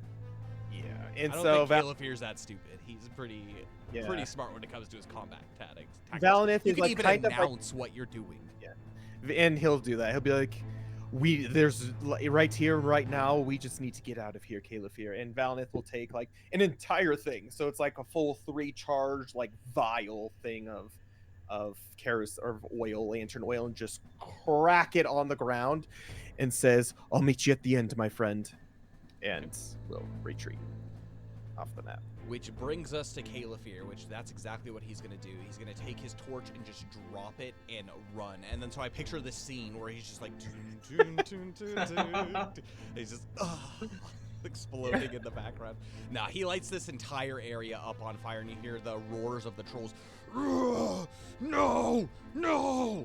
As they escape. I'm going to have the 3 of you make dexterity saving throws as you make your way down this tunnel. It's going to be a, if more than half of you pass it, then you officially escape this game. Okay. 14. Dexterity. Yep. Okay, let's see. Well, that's It's a skill check. It's not a saving throw. Ignore this. That's a 4. Oh no. It's a 7. Oh gosh! I got a 14. The 3 of you continue to charge down, and out of the back, you see the 3 trolls led by Gosram trucking after you. You do have enough of a head start to be able to attempt to escape, but as noted before, that the path is getting smaller and smaller as you make your way towards this exit. Fortunately, because they had an extra turn to escape, let's go ahead and jump back to the... Can Valinith quickly crack his second thing of lantern oil? On your turn in the initiative order, you may. Okay. And so they're continuing to follow. So let's just say this. So the order is boom, boom, and then where's Kyrian? This way. The others have already made it to the end. You can't see them. They're already far enough ahead that you're unable to see them. But led by Gosram with the other trolls coming. They essentially, this is another combat round that will determine whether or not they actually catch up to you. It's going to eventually get small enough to where they can't fit and they physically can't catch you. But there's still like enough space at this point for them to be able to do so. So, which brings us to Kyrian. So you see this as they come chasing, bursting through the flames. They definitely all do take some damage as they do so, but yes. Oh man.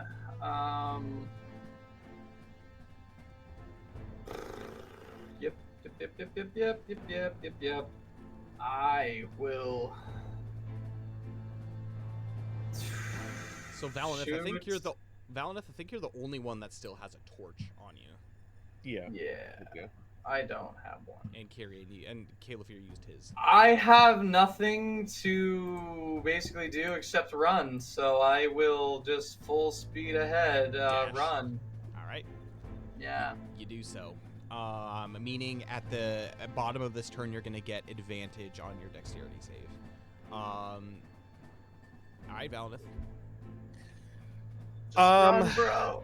Valinith drops his torch a little bit in front of him as a bonus action, and as his actual action, he takes a second thing of lantern oil and cracks it on the ground behind him and tells Caliphyr, one more time, buddy. And he just freaking books Is it it out an the- action to Or, I mean, the movement, full movement, but... Okay. Yeah, I mean, yeah. to dash? To sprint, it's your action. Mhm. Yes. Um, Unless you have a special yeah. ability that lets you use your bonus action. All right, so you're just gonna run normal, meaning you're gonna get normal on your dexterity save. And Caliphyr is going to take a look at that as see the torch on the ground, and he's gonna do something fancy. He is going to use his bonus action to, as he's running, try to kick it backwards, using his full action to dash. He's going to have disadvantage on an acrobatics check in order to do it. But essentially, if this succeeds and the fire does go up, everyone will get advantage on their check. So this is just a difference between Valinith getting advantage or nobody. So There you go. and if 2 of the 3 do fail, FYI, the trolls do catch you, and combat will continue to ensue. Amazing. What was that? A acrobatics check, I said. So, Come on. all right, so the first one was 11, and the second one was 11. So he continues to run, and he takes it, and he kicks it backwards to immediately flames begin to sprout out behind him. And so Caliphyr, all 3 of you are going to have advantage on your dexterity saving throw in order to escape, which brings us to the end of the round. So dexterity saving throws for everybody at advantage. Oof. Nat 20 for a 25. That is a 14. Nat 20 for a 22. The group of you are able to escape far enough down the tunnel that they eventually cannot fit, and you can hear them trying to squeeze. You hear Pell like shrieking from the burns, like ah, ah! And you can tell that they're like trying to like rip at the rock, but to no avail. You eventually are able to make it back to the area where everybody is waiting by the initial door that you were at. Remember, there's the mysterious closed doors with no face or anything, Handle. and then no handle, and then there was the exit. So, what are you planning on doing? Combat has officially ended. Yeah. Valnith turns to the rest and like, "Good job, everyone," and kind of looks at the door again. Is there a keyhole or anything for it? There's not a keyhole. It just seems to be a stone face, a stone facade.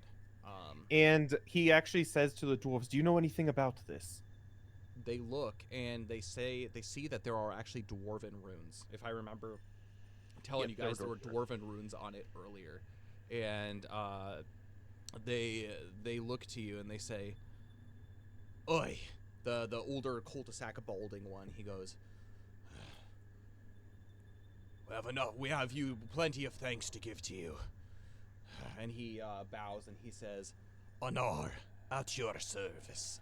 And the younger one bows and says, "Ginar at your service." And they say, "I haven't been down in this direction." And they look at the door, and Ginar reads the dwarven runes that are on the text, or the dwarven runes that are on the face of the door. And reads it as follows. "The last king of Arnor. Forever this spirit shall be sealed. Behind lies only evil and only dread. Do not open." All right. Let's keep moving. Yeah, that's all I needed to know. Well, thank you, my friend. I think we found our watcher. Yeah. So, yeah. Time I guess to we go. can continue on our way. And Valnith, as this is happening, like, is taking out his shirt during this pause and like dresses Frothian in the chain shirt that he had gotten. And also turns to Calafir and attempts to like start treating some of his like damaged wounds. So he's just gonna use an Atlas on him. He's not gonna like take time to prepare it or anything. So yeah, as you make your way out into the open, you can actually hear that after about 10 to 15 minutes, there's actually some shouting from the keep up above. There has definitely been alerted to some kind of intrusion. That is. We have to keep moving. Yes. Well, in the meantime, let me roll it here. I have it. So 2 plus 3, so that's 5 HP back that Calafir gets from rubbing Atlas on his kind of bruised wound. He'll take that. Sorry, it's not much, my friend, but we got to keep moving. And he actually kind of like looks. Can he make a quick medicine check on everyone else and see just how they're doing quickly? Yeah, go ahead and make just a plain medicine check. Okay. Where's medicine? 22. 22. Woo! He's good at it.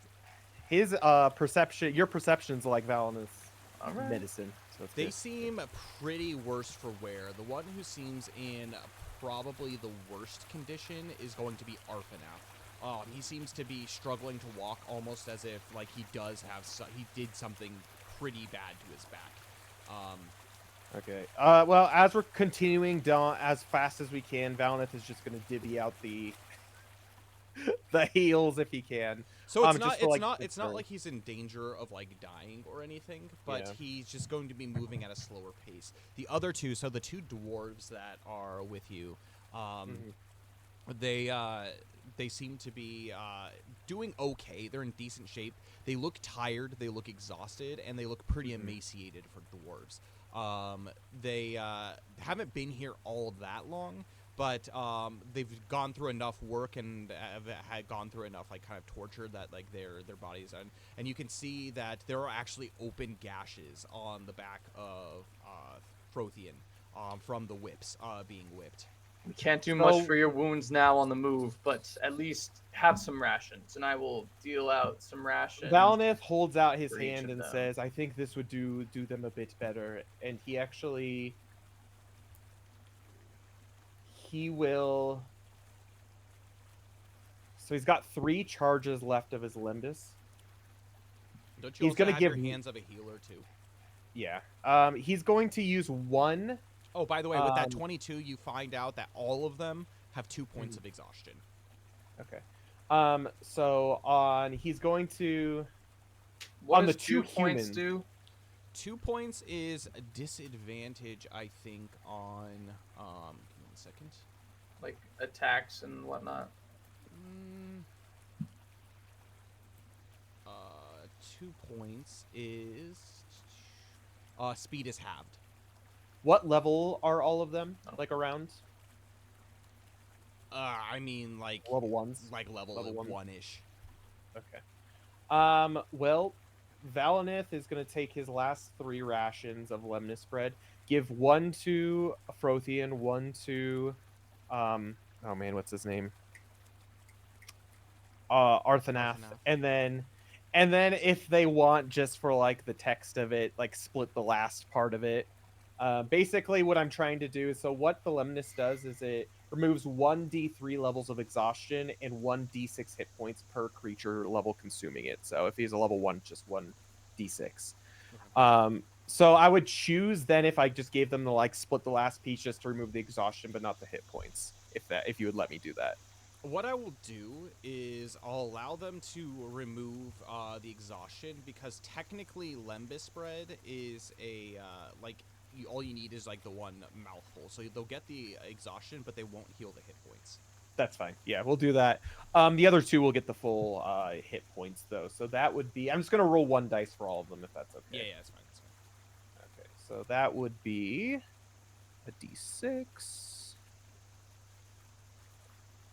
Come on, roll well. 2 hit points back, and then roll another d6 for me. On a roll of a 1, basically a 1 and a 2, it'll be remove 1 point of exhaustion. It's a 4. So 2 points. So they restore their back. exhaustion. And so they begin limit. to eat this, and actually the 2 dwarves, they look at it and they kind of just like they sniff it and they're like, I'd rather have the goblin food. As they kind of like look like askance at it. But trust me, it'll give you the energy you need to get out of here. It's not the time to be picky. Make a persuasion check for me. Oh my gosh. Persuasion? Is that disadvantage? Yeah. Hey, that's a good first roll. All right, come on. 3. They do like this thing. All right. Hey, if you're not going to have it, then some of us might enjoy it. That's true. That's true. They look to you and they like give you the peace Kyrian. Ooh. Oh, So thank take away you're fully good. You don't have any exhaustion. You get 2 hit points back. He's level 4, so it's 4d6. Oh! Well, do you even have any hit points taken from you? No. Calefear. Well, then I'll give it to Calefear. Calefear needs it. Calefear. No, actually, he's gonna let you have it because it's more important that the guide doesn't have exhaustion when you're making your way to wherever. In you need to Valinith, go. Valinith will Can- turn to Calefear and says, "When we get the opportunity, don't worry, I'll fix you right up. But we need to get out of here first." You're sitting under the Great. shadow of this hill, So and no Calefear says, exhaustion for me. "Well, then, to where are we going? Where is South, the of way? course. South? Back to hopefully the Dunedain camp if we can. I think that's probably the safest place to run at this point. Calefear, he nods his head in agreement, and he says, he goes over to Frothian and Arthanath. He says, "We can catch up when we get back to safety.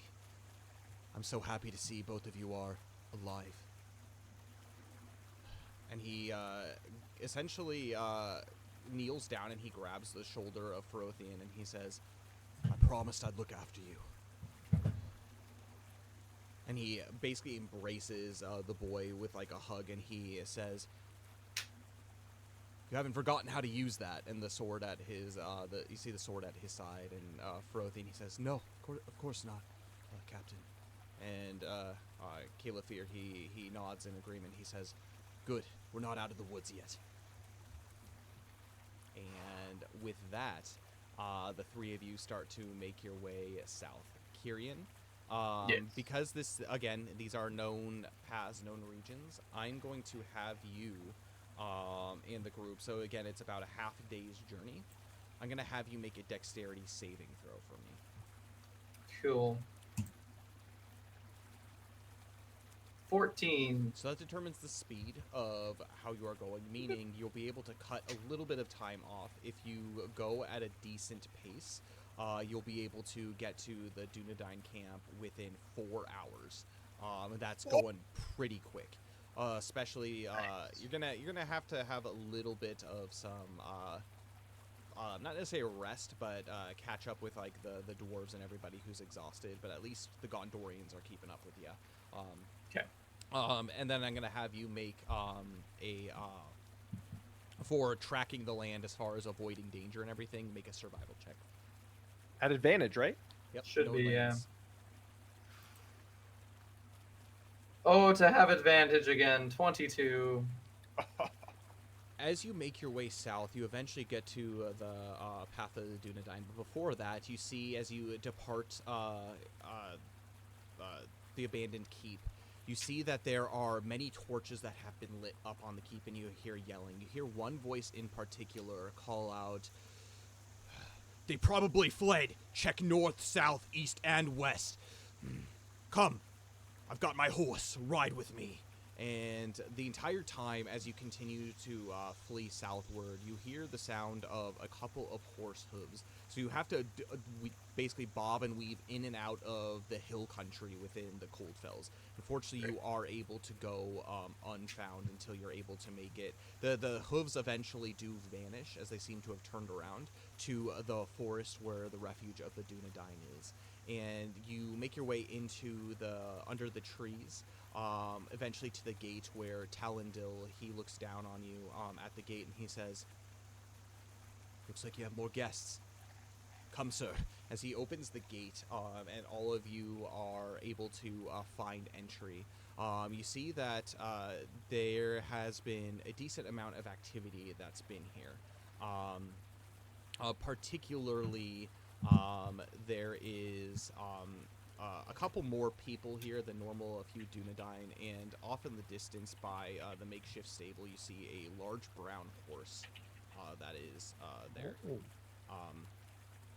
Valinith, Oh, does Val? this is Baradorok.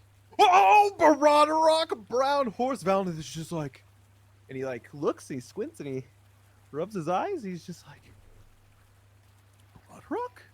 And with that, Huh? we're going to end our session for today. Oh my god. Wow.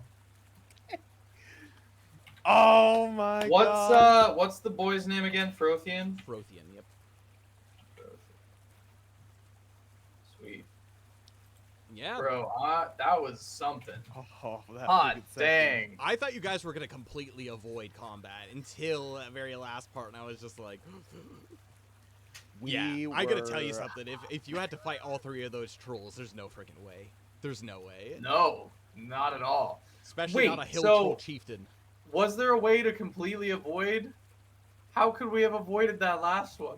Now, it kind of just depends on... Because throughout the entire time, I don't know if you noticed, I was rolling on the side. So basically, every... I think it was every 20 minutes, I was rolling a d20. And essentially, if I got below a 5... then someone's been alerted to the presence of that. And so I was rolling okay. I was rolling like in the 10s ish until you guys got back down here to. So it could have been worse. It could have been Yeah. worse. It could have been. You could have had combat here, or wow. even basically here. because I was rolling essentially from the beginning after you had encountered these two. Ooh. And Well, so it's a because good you thing, had Cole. people up here that were kind of potentially is essentially it's like there has been evidence that's left that people have been here. And so it's like a matter of time before someone discovers it, which is I was leaving it up to chance. And so I was doing my rolls in secret to determine when attention was going to be noted. I know that grand scheme of things, I guess getting into kind of like the just overall like Keep thoughts talking. I gotta go on the use the restroom session. real quick. Yeah, but like overall thoughts on the session, I actually think we did pretty good considering because we got the 2 dwarves that were alive as far as we know that they were alive. Yeah. We also got the kid, and man, Kyrian conking out that orc. Valinith was in the same mindset of just like finishing him, knowing that he was like the last orc that was there. That's what I was So- thinking. I'm like, literally no one else is here. Like, get out of here. And so that was it, especially because once like Valinith started like getting the other dwarf, it's like at this point it's like if we can't convince this guy, which we had rolled so poorly in trying to convince him that we were like here to actually do the thing, this is gonna come to blows and we just gotta end it kind of thing. So Valinith was actually like couple seconds away from just like kind of doing the same thing. It's just like, you orc filth, and just like taking out his bow and like plucking him.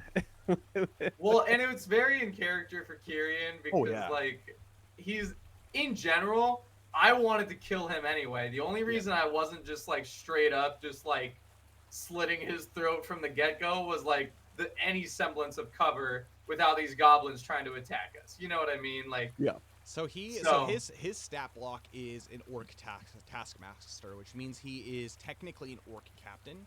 So the same rules don't necessarily apply to like the immediate assassination. I would say like treasure hunters would be able to do something like that, but you would be able to definitely get like a turn of surprise combat if you decided to attack him. So it was good you conked him out, I guess. Then is what I'm saying.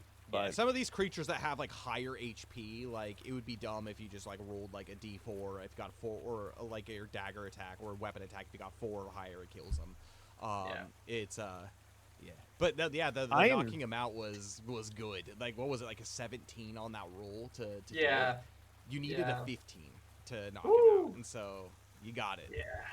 It worked. But you know, I mean, my strength sucks, but you have me do a strength saving throw, which for my like class or whatever, I get a +1. I add my proficiency to my strength saving throw. So even though my strength sucks, my strength saving throw is still a +1. So you know, and I rolled decently then. So. I mean, just in general though, I think it went really, really well. Even towards the end, like it really didn't cross my mind that I could use. I mean, it sucks that my freaking lantern oil is out, but the fact that we could use that to the advantage. Yeah, I mean, it's not like that big of a deal. Valinith isn't very possessive anyways of many things. So, like, if it could be useful to him, he was going to use it, is the thing. And so, even if it could just help slow it down, I'm glad you're able to, because that's actually what I was thinking from the beginning, knowing that, like, eventually they won't be able to fit through. I was actually going to think, like, of having, like, the dwarves, like, trying to, like, smack the walls or something to try to, like, cave it in a little bit. But, like, they had already gone. I am pumped to see what all of our treasures are. I know. Well, the Rohirrim stuff. I know. I was like, dude, this is sick.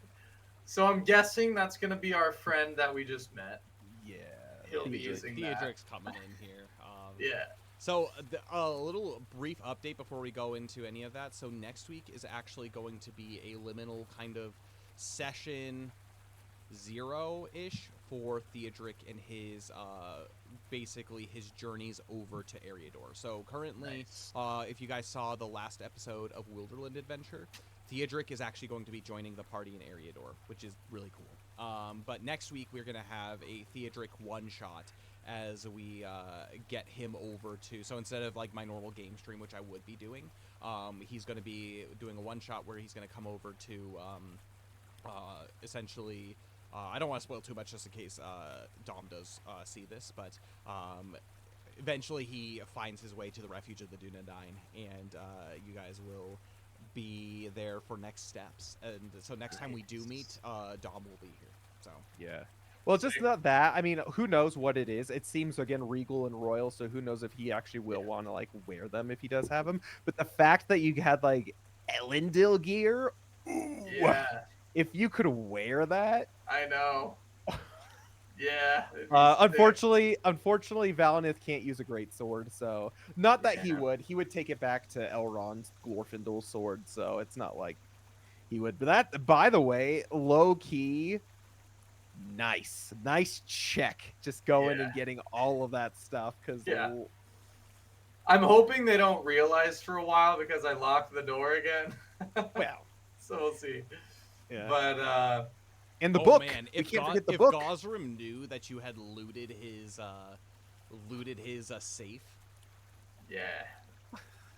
I mean, there's other stuff I'm there that's a little pretty less sure important. he would have been a little bit more pissed. I mean, he'll find out eventually, I guess. I know.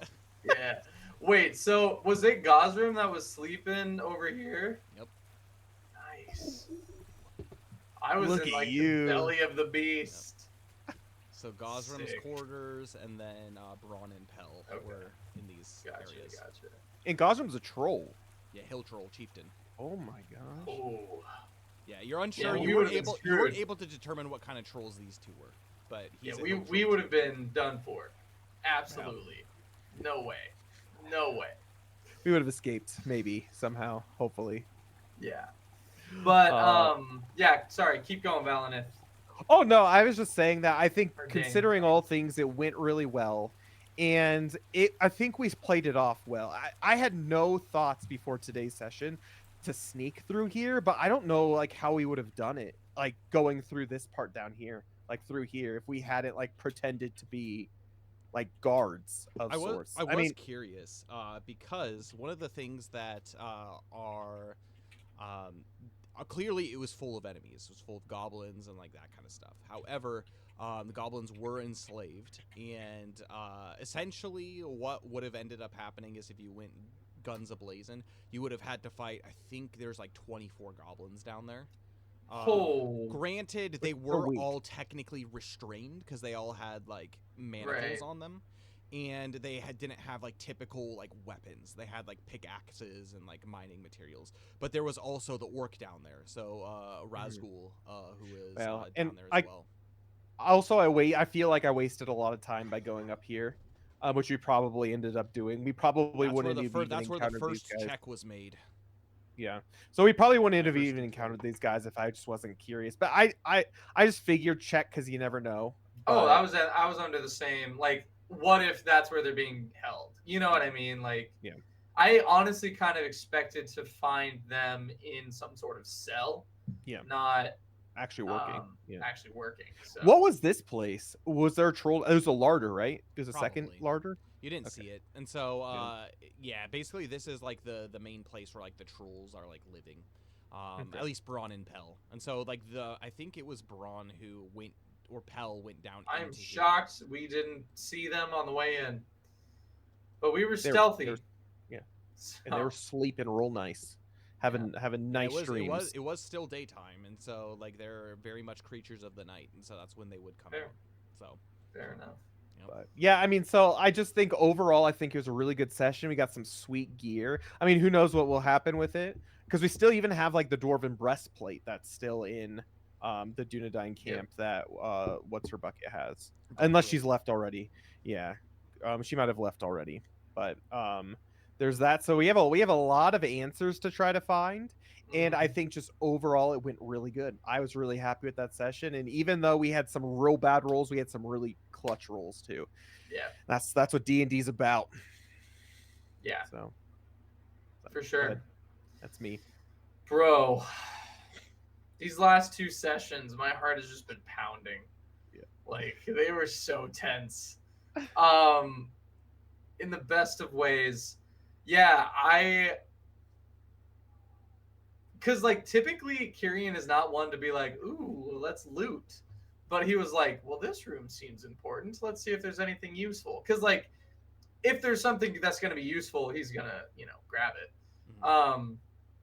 So the fact that he was able to pull all of that stuff, and I'm curious, is that something you added, or is that in the, like, adventure? The module. Yeah. The which one? The safe safe. area? Yeah, no, it's Yeah. in the adventure. Nice.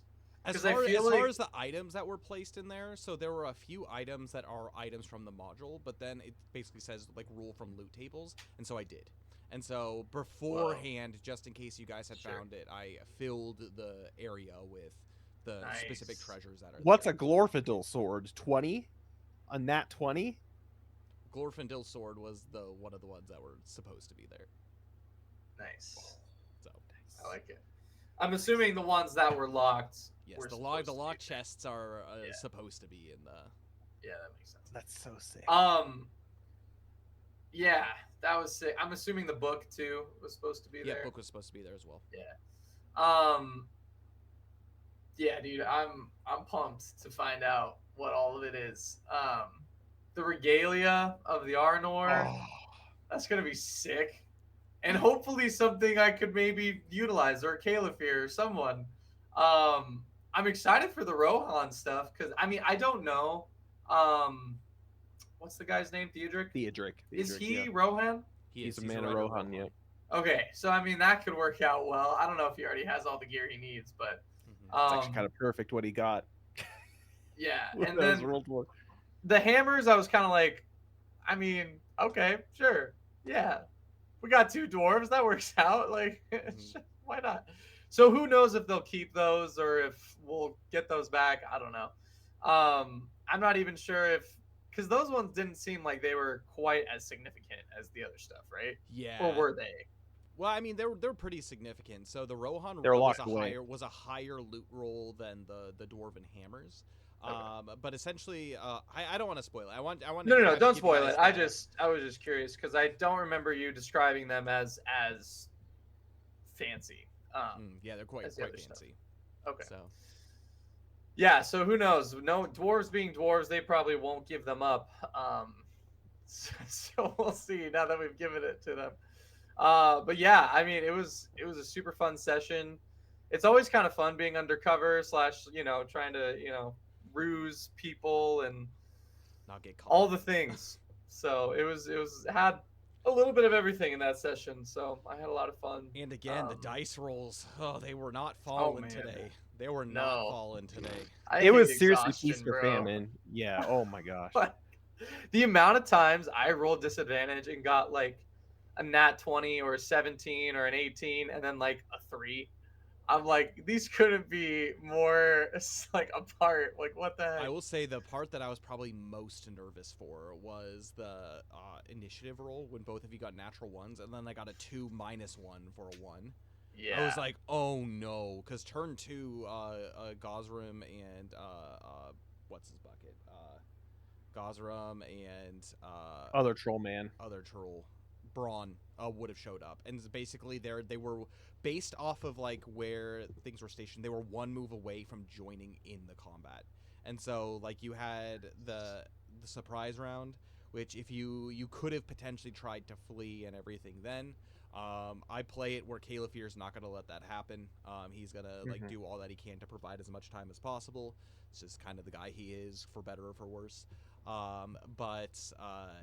And then like his like terrible, like he didn't even like wound it, just slapped his Yeah. He did But- challenge the but- Silver Swan, which meant that like basically it was only going to attack him. He wasn't going to go after like the prisoners or anything. So But Kyrian and Caliphyr. Also, I didn't have to use a thing. Now that we're in the Dunedain, we can all heal up to full because it's a sanctuary now. Anyways, though, True. it's a long rest. One thing I was going to say about that, at the very least, Kyrian and Valinith actually did provide a little bit of support, I think. Mhm. Whereas in the past, like I feel like I haven't done anything for support recently, just because I've been rolling so poorly. So, Fire at is least- the way of it. so I it worked. feel like we honestly had a really good split of like responsibility this Mhm. session. You know? I would agree. 100%. Which I is would cool. agree. Yeah.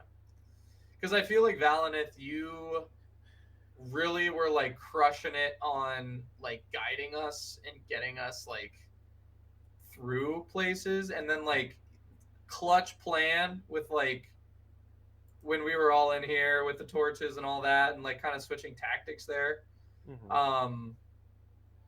And then finding that dwarf. Like I would have felt so bad if I had would've too, realized. but Oh my gosh, yeah, was there a dwarf we missed, or was he? he was dead, right? He was smooshed. Eaten. He was sounded taken, like- he was taken away. Okay. So he might be still alive. Poor guy. I mean, I didn't see him in the prison, so sad day for him. Things don't always work out perfectly. I know, but hey, we got a lot of way more prisoners than I thought we were gonna get out of there. 4-person prison break. Yeah, like so. Yeah. Yeah, and I'm shocked too, that plans went as well as they did. Like I Yeah. thought it was all gonna fall apart, and we were gonna get into combat way faster than we did. So. Yeah, there's a couple of things you definitely have to take into note specifically in this campaign. So, well, at least this part of the adventure of the campaign. So right now it's very early on. And so, like, the presence of, like, whatever some kind of plan that is being concocted hasn't been, like, full-fledged presented yet. Meaning, they're probably not suspicious of, like, people trying to foil their plans at this point. So, meaning, the security is probably not as high, especially in the cold fells this far north. The defense probably doesn't have to be quite as alert. And so, like, for example, like, when you were walking through, like, this entire section, there was nobody until you got into the mines.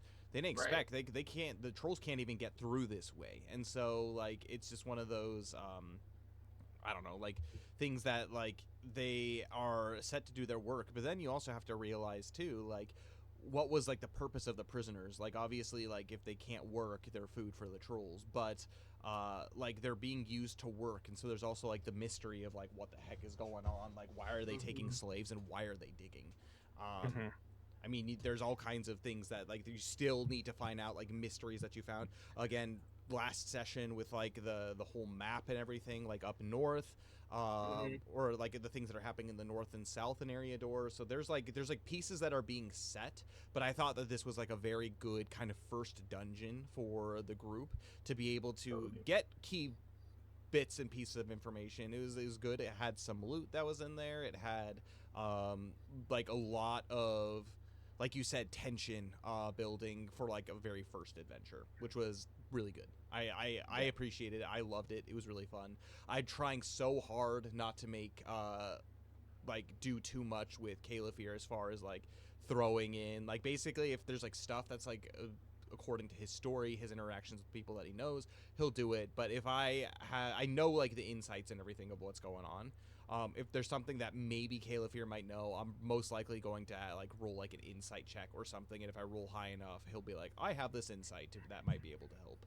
It's kind of like that NPC that's like, oh, maybe we could try this, but he has to get a decent on his, like, insight to be able to do that. Otherwise, it's like, And I'm also trying to be better about, like, if I have an idea or if I think of something that maybe Caliphyr could be helpful with, like, as Kyrian being like, hey, I don't want you to have to babysit him, because, like, he's pretty No. self-sufficient, but yeah. For sure. But I mean, like, I don't know, like, hey, here's the plan, like, act accordingly, like you would to an NPC, you know? It's like, I know, like, I feel like it kind of gives you permission to Do things. act, because then it's like, it wasn't coming from a place of, well, I know this is going to be successful because as the lore master, I know how this is going to play out. It's more like, well, you as the player who don't know gave me permission to do this, so I will, you know. So well, that's also too, like, for example, with, like, the D20 roll that I was, like, rolling, I think I rolled 4 of them, and, like, the third one was the one that they found you guys. But the D20 roll, like, it still leaves, like, chance, even if, like, I'm doing stuff that's like, okay, well, there's certain things that I do know, and reasonably speaking, I think any player could probably deduce X, Y, Z. It's like there's still, like, an element of chance that's, like, not in my control, like, as a lore master, to be able to, like, throw into there, and so it still makes it exciting for me too. But also there was one last thing that I wanted to add to. Oh, speaking of, like, the teamwork and decision making, like, this, I think today was, like, pretty, like, enlightening too, where it's like, if you have an idea, like, in game, like, in your character, like Valinith, you can, like, shout to, like, Caliphyr, like, this is what I'm doing, psh, do this. Use your torch and light. You don't have to do everything within all of your action that you are. If you can, like, support it and, like, make it to where it's like, I'm going to do this. Use your torch to light it. like it would be like normal teamwork anyways, and so you can start thinking about that as far as like the different tactics that you want to use. Like you don't have to just do all of your tactics at the beginning. You can like use your ability like in character to be like, this is what I'm thinking, do this in order to do, especially like Caliph, kind of like what you were saying, Kyrian. Like he has his way that he's going to act, but if like your request is reasonable, he's probably willing to listen to the reasonable request. So Yeah, and I kind of did that when we were all clustered with the captain. Part of why I was like, go check out the other coves or whatever I said, I don't remember. I was just trying to get Arfanath or whatever his name is to like not be right behind us, so that he wasn't like, so his attention would be off Arfanath. You know what I mean? It was like I was just trying to get him away from that recognition. for sure. Slash, I noticed Valinith was already moving and doing that, so I'm like, well, if I'm supposed to be a captain in charge, I might as well make it look like I told him to do the thing. You know what I mean? So, anyway, yeah, it was super fun sesh. That was good. I had a lot of fun. And next session we'll have another player, so it'll be 3 instead of just 2, or I guess 4 instead of just 3. Looking forward to it too, because he is truly a pure DPS. So it's going to be nice having like an actual like pure DPS on the team. So Does he? What is he? Like, He's a what's slayer. his? So technically that's the equivalent of like a barbarian. And so he does have like the rage ability, which halves damage, so he's pretty tanky too. Nice. And I think level 5, everybody except for Valinith will get a second attack. Technically, Kyrian, I know you have 2 attacks, and you will get like the I'll get a ability third. to have like a third. But Yeah. it's because Caliph going to get another attack. Kyrian will get another attack, and then Theodric will get another attack. and then there's Valinith. Then there's Valinith, who will just get something being cool. sweet. Yeah, Just being sweet. He's just chilling. Nice. But yeah, so Theodric is definitely kind of like I look at it like a Final Fantasy 14 party. You have like a tank, an off tank, and then you have like your DPSs, and then you have like your healer. And so like the party, the way it's set up is like definitely Caliph tank. Like tank, he's like tank support, and then the Theodric is more like DPS off tank. Kyrian is just like pure DPS. Slash like range support. Like support utility, yeah. Yeah, and then Valinith is like pretty much like back support slash utility. It's the way I look at it. So yeah, I just need to figure out like how to do melee DPS without drawing the attention. And maybe it's just because we've been facing trolls, I feel like, every time we've had combat. Because I'm like, if I get close to this thing, I'm getting wrecked. So like, even though I'm technically like melee DPS predominantly, I've barely used it. Yeah, like... I think so. So Caliph when he got whacked, it was an attack with the Troll Slam, which is 2d10 plus 3 from Pell. And so that was 18 damage. I rolled a 7 and an 8 plus 3, and then 18 points of damage just getting And whacked. the fact that he rolled that even just to hit with disadvantage with his 18 armor class or whatever he has, that's crazy. Yeah, the trolls, but I guess they got a pretty high value. I think Pell had a +5 to hit, and so it helps. It helps. Trolls are big and lumbering. Their AC is pretty low, but they're he had a 14 AC, so it wasn't like super duper high. He's a big target. It's just you could probably so I hit him. barely hit him. You barely hit him. Yep. All right. Yep. And then I got what was it, like a 2 on like my attack. It was natural 1 for like a 3 or something, and like it was just like tink right off, and so it is what it is. But yeah, so that went really well, and so it's interesting. It'll be interesting to see like what the party dynamic is once Theodric does join, to see like how you're able, the group of you able to play your specific roles within combat. And also like I'm excited to see strategy about how to either run from a situation, get out of a situation, or whatever the case. So one thing I really appreciate about Theodric in the other campaign was he definitely was the kind as well to think things out. And it was definitely Valinith and Theodric, I feel like, who were really thinking out plans, whereas the other two could be pretty rogue on what they were doing. So there was kind of like a split dynamic. I personally think he's going to fit into the party great. Well, the cool He thing too brings a is he's different got his horse perspective. Baradorok, and so he also is like a mounted like warrior too. He has the potential to do that. So Brodork's sick. He's the bestest of the boys. Aw. yeah, he's a horse. So Baradorok is the name, Cole. Guess Yeah. what it translates to? So it's a What? Sindarin name for. It's a Sindarin name for brown horse. It's just his Nice. name is brown horse. Hey, brown horse. Yeah. Show us Yeah. the meaning of haste. But yeah, yeah. I think that's gonna do it for today. Do you guys have any last notes that you want to add before? So the next time that we are going to play, I don't know if September's a weird month. I think this is our last session in September, meaning our next session will be the 1st of August. October 1st. Or October yeah. 1st. Which for those on the eastern side of the world, that's going to be the 2nd in the morning. But for you guys, it'll be October 1st. How is it almost October already? It's crazy. Time's flown. It's insane. Time's get flown. old, But time flies. but still join us next week. It's going to be session 10.5 is how I'm going to label it for Nice. Theodric. It's his session 0. So he's already had, what, 3 session 0s at this point? It's crazy. Yes. Yeah. But anyways, quick just scheduling for the week ahead. Cole, are you streaming tomorrow or Thursday? Tomorrow. Okay, at so 4. Yep. So join him for that. That'll be the last stream of the week. We don't have Everlast this week at all. So just join Cole for some more Paper Mario 1000-Year Door, which is pretty sweet. And then we will be back on Sunday with Kyle streaming some Final Fantasy 12, which will be really, really fun. So come join us for that. In the meantime, there's some things that you can check out. Cole did post our merch link.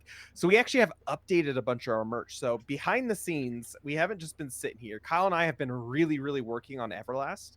And we've been really working on some really cool things behind the scenes, which will be announced here in the future. However, one of the cool things that we did was we actually changed up the Everlast logo a little bit. So one thing that we noticed was very like right side of the design heavy.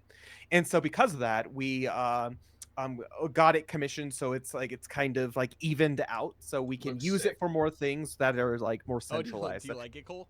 I'm glad It to hear definitely has a little bit more of like a JRPG kind of look to it, but I think it works really well. And it actually, since I've been implementing it in all the designs, I think it looks really, really cool. So check that out. All of our Everlast merch is updated in the merch store, especially with the fall time and winter time coming. My recommendations are the Champion sweatshirt. I have a Champion sweatshirt that has like a Hollow Knight design from ours that's on it, and it's one of my favorite things to wear during the fall and winter time. So that's my recommendation. But there's some Bro. really cool designs in there. Not if you're in Florida. I know. In Japan, Colorado, though, it's perfect. Japan, it Yeah. gets cold, and so like once Mhm. October hits, it'll start finally feeling a little bit more. But it doesn't get cold here until the end of November, and For sure. yeah, like, but it also I doesn't get wish. colder here. At least where I live in like the Tokyo area, it doesn't get below like 32 rarely ever. Like we probably are sitting in like high 30s to the mid 40s just normally in wintertime. Nice. Yeah. But yeah, so like For there's those some of you really who cool do things. enjoy autumn, get it. Well, and if you don't, we have some cool things too. So we've got our like nice moisture wicking shirts. We're also going to be adding in Adidas moisture wicking shirts too. They're a little pricier, but they're cool because they're Adidas. But we'll be adding those a little bit later on, coming this fall as well. But yeah, our merch is great because not only does it, you can show your support for your favorite Everlast characters, or, but it also like helps out the channel financially. We really do appreciate it. Speaking of which, again, we're talking about Everlast. So we are getting close-ish to being able to start getting towards releasing the Kickstarter for like the main game of Everlast for the tabletop RPG. But if you do want to support the art and get us to that goal quicker, we want to try to get the art created before we actually do put it out there. That way we're not having to wait long times on art and the Kickstarter doesn't go freaking forever. We want it to basically be like the game's ready. It's just we need to pay for the publishing essentially for the game. So we have a couple ways to do that. So there's Fragrances of the Realm and there is Coffee of the Realm. So coffee, awesome. We got 8 different blends, including light blends all the way to to dark blends and decaf, and everything in between. And all of them are based off of a location in Everlast. So Kyle, what do you got right now? What are the two you got? I've got the Helix Market Blend, and I've got the Midnight Flamonolith Decaf. I'm actually currently drinking the Helix Market Blend right now. It's really good. It's got what was this? It's got tasting notes of maple citrus and almond. So it's really good. It's really good. So I recommend them. The Flamonolith one, the one that he was holding, is the decaf blend, and that's actually my character's hometown, Yuki. So she's from Flamonolith. It's got tasting notes of cacao, mellow citrus, and it's toasty. It's really good. Yeah. It doesn't taste like decaf, which I feel like a lot of decaf coffee tastes like decaf, and I don't like that. That's why I stay away from decaf. But that one actually tastes like actual full body coffee, which is kind of nice. But yeah, so you can feel free to do those. Again, all proceeds goes to the creation of the art of the game. And then if you don't like coffee, because we've got lots of people who don't like coffee here for some reason, you got fragrances of the realm. So again, their scents.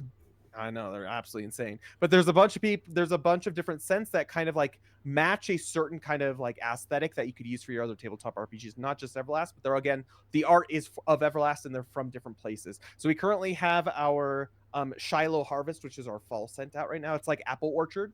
It's really good. And then my current favorite scent that we have out is actually one of our tin candles, Library Coffee, and it's like one of the best smelling coffee candles that there are. So if you like the smell of coffee, highly recommend this one. And the throwing of the scent it fills the room quite nicely too, even though it's like a not massive tin. So I think they're actually pretty good price for what they are. And again, all proceeds go to the creation of Everlast. And we have our amazing sponsor, Dai Snacky. So if you want to support the channel this way, and you want to support small family business based in Tokyo, Japan, go check out Dai Snacky. They're free international shipping. And if you do mention that Forge sent you on checkout, there's like a little box that you can like type, "Hey, Forge sent me," that we get that credit for that. So we get like a fraction of that purchase through the partnership with that. But also make sure to mention your Twitch username, because once we hit a referral limit, we're going to be giving away a box for free on the channel. We've already given one box away to an amazing follower, so we're hoping to do a second one here shortly as well. So aside from that, I can't think of anything else. Anything else anyone wants to mention before we head out? That'll do it. Okay. I just posted on the overlay. We added Theodric in, so Theodric is officially we saw Brown Horse, and so Brown Horse is there. So Theodric will come later, I guess. Yeah, so we are feeling pretty good on a Wednesday, and life is life, and yeah, I guess we'll see you tomorrow for Cole stream, and then on Monday I will see you for some Final Fantasy 12 Zodiac Age. It should be great. But until then, may the road go ever onward and onward. God bless you all. Pray for me. Pray for each other. I'm praying for you. It'll be a good time. But I'll see you all later. Thank you so much, Sourdough Requiem, for the 2-month subscription. I really appreciate it. Love it. よかった。ありがとうございます。 We are going to see you guys then. Bye, everybody.